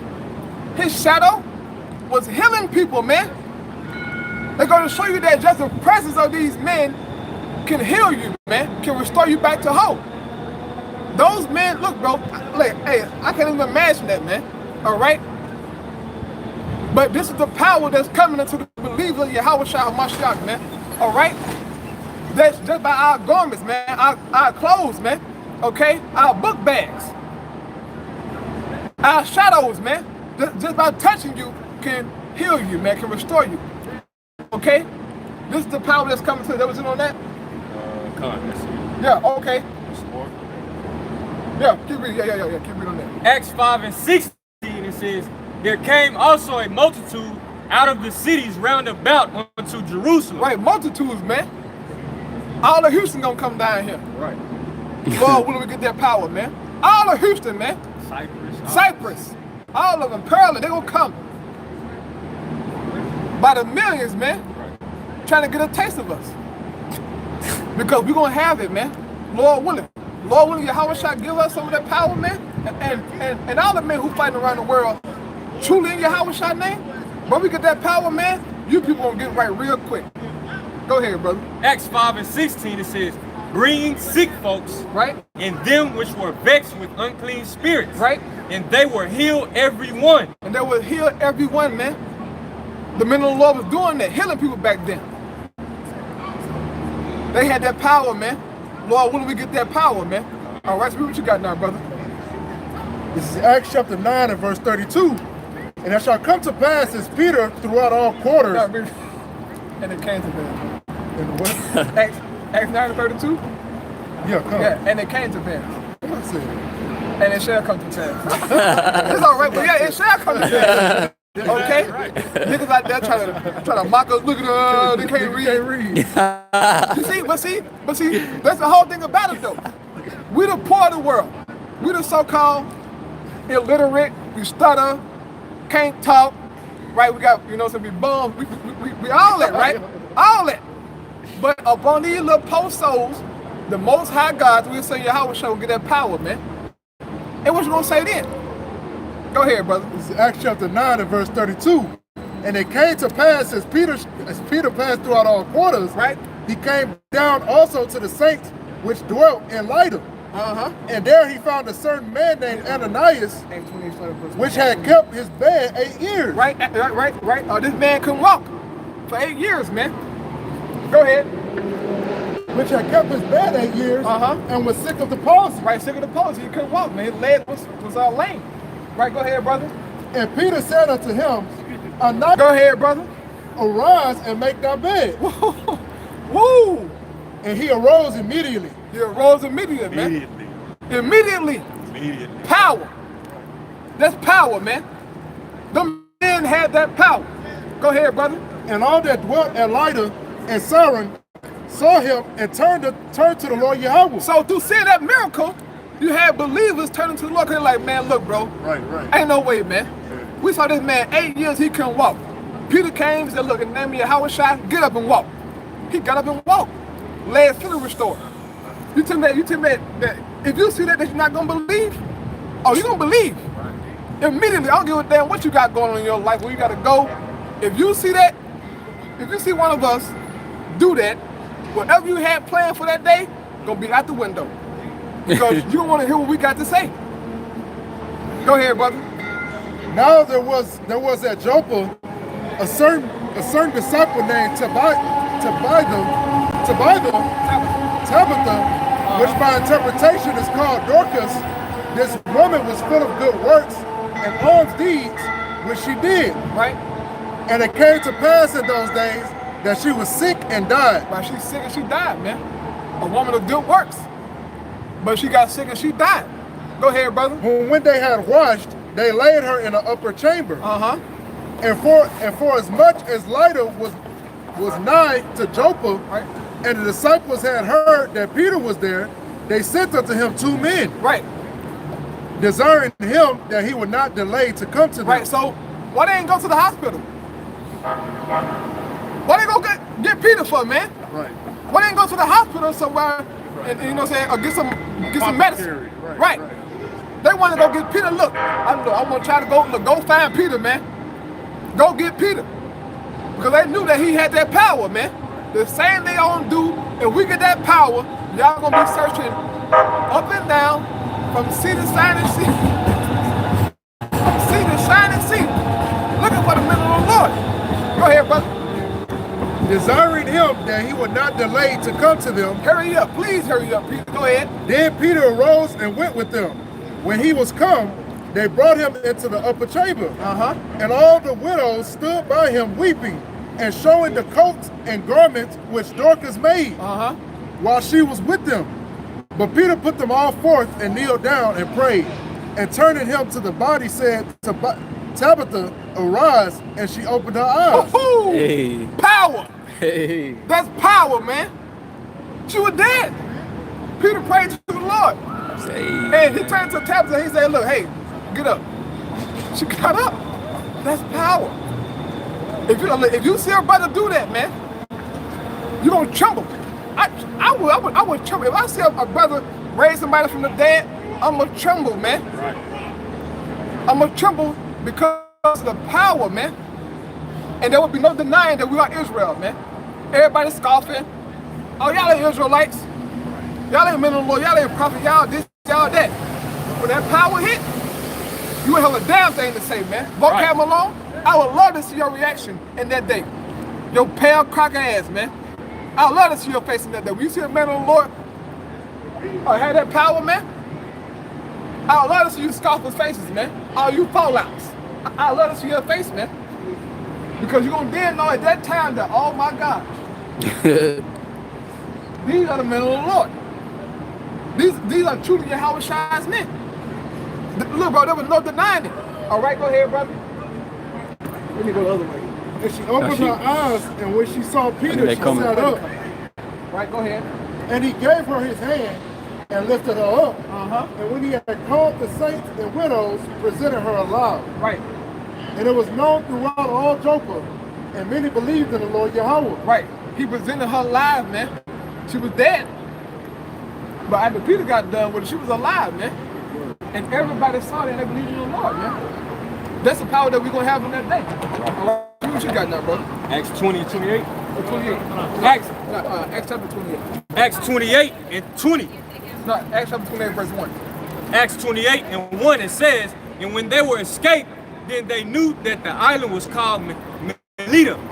Verse 2, and the barbarous people shewed us no little kindness, for they kindled a fire and received us every one. Right. Because of the press laid them on the fire, there came a viper out of the heat, and fastened on his hand. Verse 4, it says, and when the barbarians saw the venomous beast hang on his hand, they said among themselves, no doubt this man is a murderer. Right. He a wicked ass nigga, bro. Right. He gotta be wicked. He gotta be. Cause he got bit by a snake, right? Say that, but if something bad happened unto us, bro, these people gonna talk cash money noise. Good for it, right? Good for them niggas. Right. They like, I knew they weren't right. Right, go ahead, brother. Acts 28 and 4 says, no doubt this man is a murderer, Right. whom though he hath escaped the sea, yet vengeance suffereth not to live. Right, vengeance got him. Because he wasn't right? Right. Go ahead, brother. Acts 28 and 5, it says, and he shook off the beast into the fire, Right. and felt no harm. Right, and felt no harm, man. Now this is a poisonous snake that bit the Apostle Paul, man. But it said he felt no harm. Why is that, man? Why did he feel no harm? Because the Lord was with him. He had that power, man. That not even a snake could kill the Apostle Paul, man. The Lord Yahweh was with him. He had a mission, man. Right. Nothing could have stopped him. Go ahead, brother. Acts 28 and 6, it says, howbeit they looked when he should have swollen. Right. His hand probably got swelled up. I got bit by a snake before as a child, man. Playing in the field. Woo. Yeah, well, got me, y'all. Got me. Okay, now I ain't no Apostle Paul. I'm still here. Okay? I ain't Paul, but I'm still here, man. You know what I'm saying? But that happened to me as a child, man. Playing around, right? Just lollygagging through the field, and snake jumped up and I hauled ass to my grandma, full speed. Screaming like it bit me, but I ain't feel nothing because I was running too fast. I was, look, my adrenaline was pumping so hard that I didn't feel a damn thing. I felt the bite, but after that, it was like soon as it bit me, I just something that said run, and I hauled ass. But I ain't like, look, Paul, his hand probably swelled up, man. Right. But it didn't swell. Go ahead, brother. Again, it says Acts 28 and 6. Right.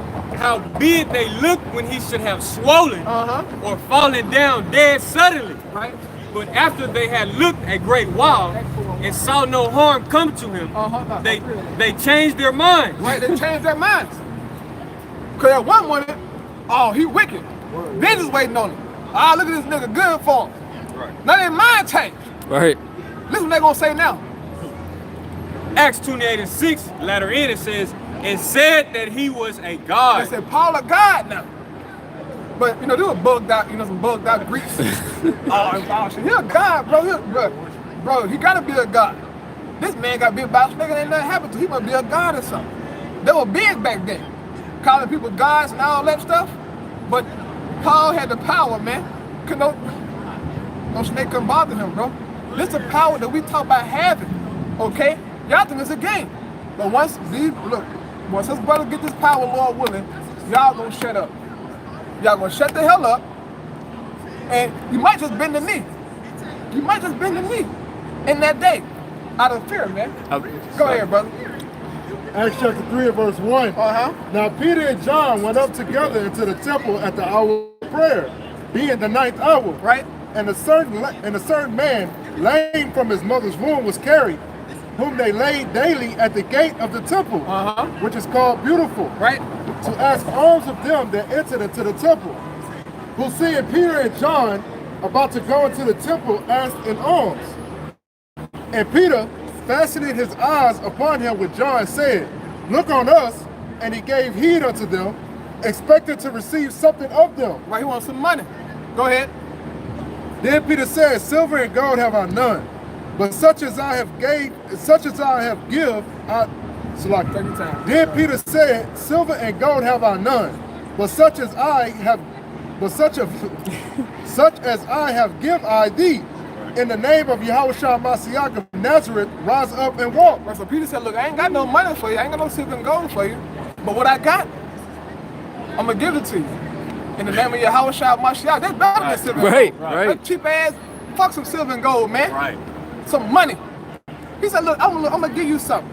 Because clearly he was getting money before that. Right? You know, give him some money here and there. In the name of Yahushua, get up and walk, man. That's power, man. Go ahead, brother. Verse 7. And took him by the right hand and lifted him up. And immediately his feet and ankle bones received strength. His feet and ankle bones, man. He couldn't walk. But now he got strength because what Peter said in Yahushua name, get up, man. Goosebumps on my neck. Go ahead, brother. Verse 8. And he leaping up stood and walked, Right. and entered with them into the temple, Uh-huh. walking and leaping and praising the Most High. Right? And all the people saw him walking and praising the Most High, and they knew that it was he which sat for alms at the beautiful gate of the temple. Uh-huh. And they were filled with wonder and amazement at that which had happened unto him. Yeah, man. So all the people were shocked. They've been seeing this man every day for all them years, laying down right there, man. But on that day, he was skipping it up and praising the Most High, man. And they might have, what the hell? I just saw this man. When did he get this script? Who healed him like that? The apostles did that, man. Many signs and wonders was done by those men. Okay? That was all shook up inside. Keep on reading, brother. And as the lame man which was healed held Peter and John, all the people ran together unto them in the porch that is called Solomon's greatly wondering. And when Peter saw it, he answered unto the people, Ye men of Israel, why marvel ye at this? Or why look ye so earnestly on us, as though by our own power or holiness we have made this man to walk? Right. Look, people said, look, it wasn't by our own power or holiness, right? Keep on reading, brother. The power of Abraham and of Isaac and of Jacob, the power of our fathers, has glorified his son Yahushua, whom ye delivered up, and denied him in the presence of Pilate, Right? when he was determined to let him go. But ye denied the Holy One and the just, and desired a murderer to be granted unto you, Right? and killed the Prince of Life, whom the Most High hath raised from the dead, whereof we are witnesses. And his name through faith in his name, Right? And he said, in his name, through faith, in his name. So it is through faith, man. Through faith. In the name of Yahushua, that we're going to conquer and do all things, man. All right? If you don't believe in Yahushua and you're an Israelite, to hell with you, man. Right. I'm not saying that you can't repent and believe in Yahushua, but if you, like them guys, Zion, Lex, and all these other niggas, that is denying the Lord Yahushua, saying he an idol, bro. Man, to hell with you, man. Torah. Y'all don't understand the Torah, man. You niggas, you women out there, man. The Torah, the Torah. Shut the hell up, man. You don't know what the hell going on, man. Better get you can't even call them Old Testament Israelites, Right. because they don't even believe in the Old Testament, Right. because Yahushua is prophesied throughout the Old Testament. Niggas don't believe in nothing, man. There's a bunch of niggas that talking around another TV, man. Don't know a damn thing, man. Go ahead, brother. This is 1 John 5, and I'm gonna start at verse 10. It says, He that believeth on the Son of the Most High hath the witness in himself. Right? He that believeth not the Most High hath made him a liar, because he believeth not the record that the Most High gave of his Son. Right. You don't believe the record that the Heavenly Father gave of his Son. Right. These are the records. Right. The Torah is the records, man. They testify of our Lord. But guess what? It's a veil on your eyes, man. It's a veil on your eyes and you can't get it. Why? Because the Lord did that to you. Go ahead, brother. 1 John 5 and 11, it says, and this is the record, right, that the Most High have given to us eternal life, right? And this life is in his Son. Woo! The Most High gave unto us eternal life. This life is in his Son. So you must believe in Yahweh Shah to obtain that everlasting life, man. Eternal life. I can't conceive that, man, but I want it. Right. That's why I'm out here, player. Yeah. I want that, man. That's why I pray the Most High, accept all, because this is fucking hell, man. Right. This is terrible. The food is terrible, the women are terrible. Can't control your children. The children all bugged out on the damn food at school. On child support, can't do nothing, man. In the fucking apartments. Who gonna live in a damn apartment, man? Even if you got a little house, shit, you don't own it. Right. But an apartment, man, little section, man, you can run in a damn circle, man. That's not living, bro. But see, that's everything to a nigga, man. Now, I'm grateful for what I gave us, and Most High, you know, to give us things, you know, to maintain. But the world is vast.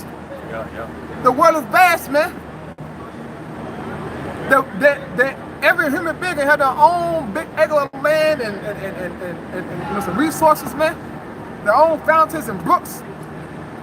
But because it's devil, we all crowded in this BS, man. Okay? But it's gonna be changed real soon. Right? Go ahead, brother. 1 John 5 and 13, it says, these things have I written unto you that believe on the name of the Son of the Most High. Right. That ye may know that ye have eternal life, and that ye may believe on the name of the Son of the Most High. That you believe on the name. Did you hear that, IUIC? Name. The name of the Lord Yahweh. You gotta believe on that, man. That's a commandment. The law, the commandments, right? That's a commandment. To believe on his name. All right? Through faith, man. And faith was given unto the elect only. All right? To the elect only, man. And no, they ain't all prestigious. They ain't all eloquent. Right. We are lowly men despised. But unto us poor people who are despised by the world, has this faith been given unto? Give me James 2 and start at verse 4.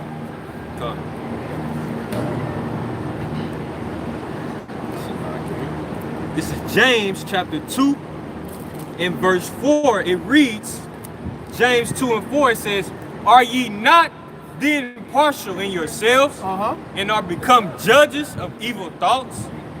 Verse 5, it says, hearken, my beloved brethren, have not the Most High chosen the poor of this world rich in faith? Right, the Most High chose the poor of this world rich in faith. And this is why you see us. This is why you see us, man. The poor of this world. Right. But guess what? We rich in faith, man. But y'all can't see it. But you see us. You should see our faith. This you wanna see faith, you look at that faith. All the brothers, all the camps. You look at that faith, man. But see, they ain't enough for a damn nigga, man. Jake wanna see us jump to goddamn Pluto and then come back down, man. Right, he wanna see an astro project and shit, man. This is not enough for a nigga, man. But it's enough for the elect men, women, and children. Right. I saw this. I was afraid, man. I'm down in Maine, back in 2014, when I came on the block. I saw them brother holding them signs up. My damn heart went to my stomach. I was terrified, man, of that sight. Because to me, those were the men of the Lord. And I wasn't worthy to even be in their presence, you know? But the Most High, you know, so gave me some courage to step up to them brothers, man. And I've been coming out ever since, man, you know? Because there was enough for me, man, to fucking, you know, consummate my faith. The men out there standing bold, man, for the truth. That's what I needed to see. And that's what I'm doing right now, man. Right. All right? Go ahead, brother. James 2 and 5, it says, I'm going to start from the top. Hearken, my beloved brethren, have not the Most High chosen the poor of this world, rich in faith, and heirs of the kingdom, which he have promised to them that love him. Woo! And heirs of the kingdom. Us poor folks, right? us poor men, women, and children of this world are heirs to the kingdom, man. We be joint heirs with Yahweh Shai. Okay? That's power, man. That's power, okay? I can't wait. But I can, but you know, I'm just saying. I can't wait till that day, man. Till we finally get a chance to sit with Yahweh Shai, our Lord. All right? And to reign as kings and priests with our Lord and Savior, man. To have that in Peter. I also get Romans 8 and 18. I started at 17 and then read 18. Go ahead, brother. It's 2 Peter chapter 3 and verse 13. Nevertheless, we, according to his promise, look for new heavens and a new earth, where dwelleth righteousness. And dwelleth righteousness, man. This is what we looking for, bro. This ain't it. This ain't it, player. So we giving all diligence, man, in hopes that the Lord do this real soon. Right. This ain't it, bro. I want them promises, man. Them promises sound way more better than some fucking hoe, man. There's some rap contract, man. There's some little fame in it. Man, that shit, that ain't nothing, man. These hoes, garbage. Trash. Garbage. Disgusting. Promiscuous. These are harlots, man. Big eyelashes on. Blonde weave. All that makeup. Bitch smoking cigarettes. Smoking that dope. On them pills. Right. On that alcohol, man. Licking on each other. Y'all want that? That's life to you, right? Megan Thee Stallion. Ari. Right? Those so-called bad bitches, right? They garbage. Them hoes garbage, man. But amongst the black community, that is the standards of beauty. Garbage. I don't want that, man. I want new. The Lord said I want new. I want something new, man. I never had a version in my life, man. Oh, shit. In the kingdom of heaven, they're gonna be switched. Right. They're gonna get switched. All you gonna deal with, man? There's a number of hoes out here, man. And niggas going crazy over this. They said many men have ran out of their wits behind these women, man. Every day, bro. Jake on the internet crying, putting big paragraphs of these hoes. Look, and then, look, bro, they clowning you. Right. They post your messages on Instagram, on Facebook, saying, "Look at this nigga. He a bitch. He a hoe. Look at this nigga. I got these niggas in my pockets." Woo. They playing y'all, man. That's why. Look, you beta male, gynocentric ass niggas, man. To hell with you. Cook maintain. I would never let a woman do me like that, man. Right. Y'all pouring y'all heart out to these hoes? Give me your all? Are you kidding me? Now, I ain't gonna sit up here and boast like I wasn't in that at that point before. Yes, I was there before. When I didn't know no better. Right. But now being a new creature in Yahweh Shai, having standards, having morals, having dignity, having temperance, man. Right. Fuck you bitches, man. I don't need you for nothing. I got a woman right here. Right. And you can't touch her. You fucking whore. There's nothing you can do. To hell with y'all, man. We want new. We look for a new heavens and new earth dwelling righteousness, man. Right. Go ahead, brother. Romans 8 and 16. It says the Spirit itself beareth witness with our spirit that we are the children of the Most High. Yes. We are the children of the living God Yahweh. The God of Abraham, Isaac, and Jacob. We are his children. Okay? You believe it or not, man. Go ahead, brother. Romans 8 and 17. And if children, then heirs of the Most High, and joint heirs with Hamashiach. If children, then heirs, man. We're going to get heirs. We're going to have an inheritance, okay, with our Father and his Son, man. This is what we want. Right. This is what we're fighting for, okay? Y'all around here playing, man. We want something better than this, man. Way better. Go ahead, brother. Romans 8 and 17, it says, if so be that we suffer with him. Wait, we gotta suffer first, man. We suffering right now. We suffering for the Lord, man. Go ahead, brother. It says that we may be also glorified together. Yeah, man. But this suffering gonna lead to us being glorified, man.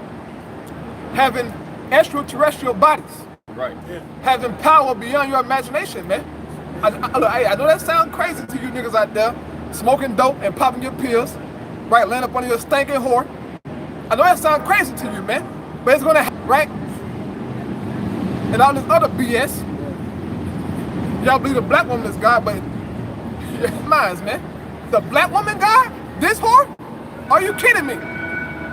This damn murderous whore. That's what I heard Polite said that. Yeah, right, exactly, brother. Polite lost his goddamn mind. Where he at anyway? I ain't seen him in a long time. Right. What the fuck?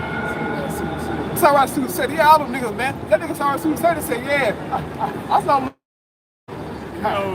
Oh, what the hell, man? A little. A little? A little is too much. And, bro, he talking to us against us. You so powder, man? You a dopehead. But we crazy, right? Man, you niggas are crazy. Go ahead, brother. Romans 8:18. Powder, man. It says, for I reckon that the sufferings of this present time are not worthy to be compared with the glory which shall be revealed in us. Yes, brothers. We catch hell. We go through things. Yes, we cry sometimes. Right. Yes, we take L's, man. So we lose things, man. Right. We have heartaches. But that little stuff will be, look, you can't compare it to the kingdom of heaven, man. This you must endure to be strong, man. Okay? Be strong in the Lord and the power of his might, man. We gonna get everything, man. All right? This is coming to the men of the Lord. Go ahead, brother. That was on there, right? This is 1 Corinthians chapter 1 and verse 25. Because the foolishness of the Most High is wiser than men, right? And the weakness of the Most High is stronger than men, right? For ye see your calling, brethren, how there not many wise men after the flesh, not many mighty, not many noble are called. Right? Like that brother was going into, you know what I'm saying? We're not the rich of this world. You know, we the poverty of this world, man. You know, brothers working in warehouse jobs and UPS, man, and all kind of shit like that, man. You know, and the Most High, they called it the rich of this world, man. All right, the wise of this world are the goddamn mighty, man. He ain't called goddamn LeBron James and what's this Jake name? Goddamn what's his the black dude we talking about fucking flat earth and all that shit. I'm looking black. Neil deGrasse Tyson. Goddamn Neil deGrasse Tyson, man. He put the spirit in the common man, you know? Right. So-called common. Right.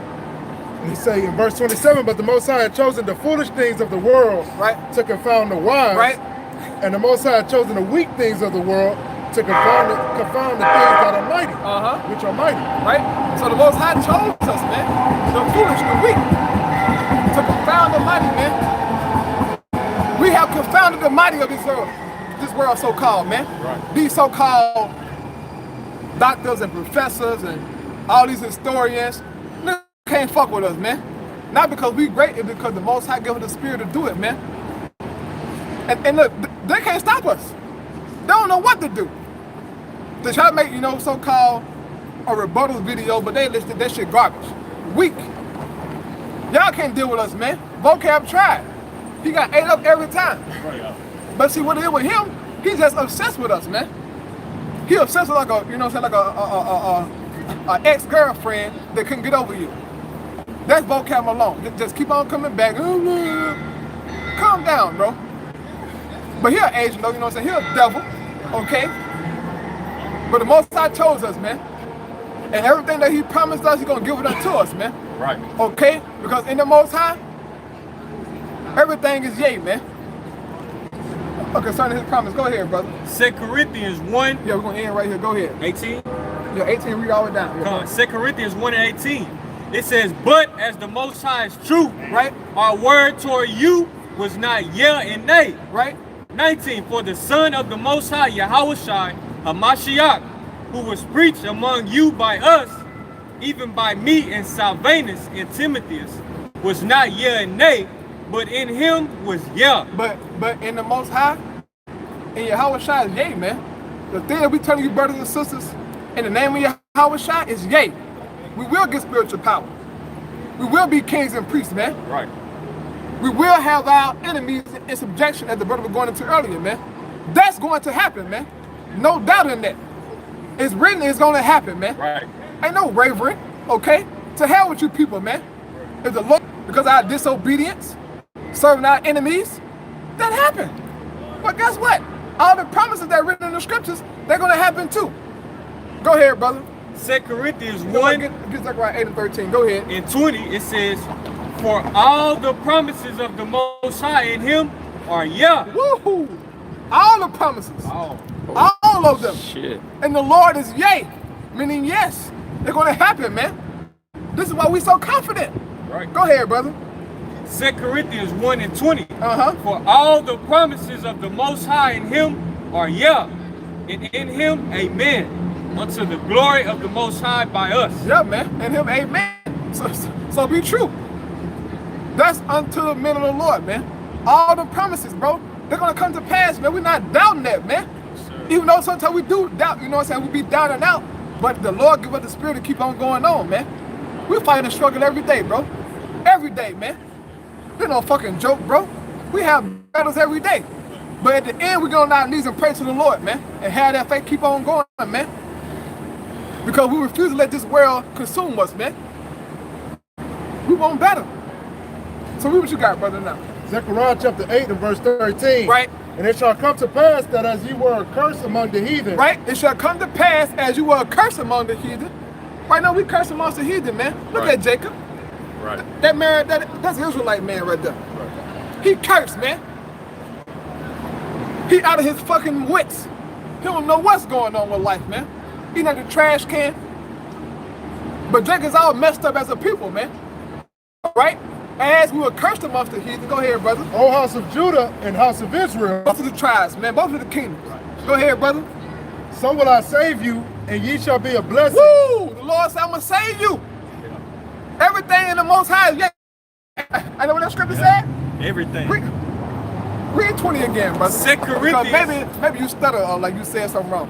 2 Corinthians 1 and 20. Right? It says, for all the promises of the Most High in him are yeah. And yay. All the promises, man. We're reading about the promise right now. Right. Go ahead, read it again from the top, brother. Zechariah chapter 8 and verse 13. Right. And it shall come to pass that as ye were accursed among the heathen, right, O house of Judah and house of Israel, so will I save you, and ye shall be a blessing. Fear not, but let your hands be strong. Fear not, let your hand be strong, man. The Lord gonna save us, brothers and sisters. Right. But see, everything is on the Most High's time, man. That's what you must understand. How the Most High deal with time and how we deal with time, total opposite, man. He created time. He is not bound by this realm, bro. So things seem long and drawn out to us because we in this shit. The Most High not bound by this. He has everything measured out for a specific time. Our salvation is in a specific time. That's just how you know what? Give me some rock, brother. So rock 51. So like, let me get it for you real fast. It's a 51 and like, go ahead, brother. Hello. Yeah. 51 and 51. Oh no, it's like that's brutal. No, it's 50. It's no, it's 51 and start at verse 51.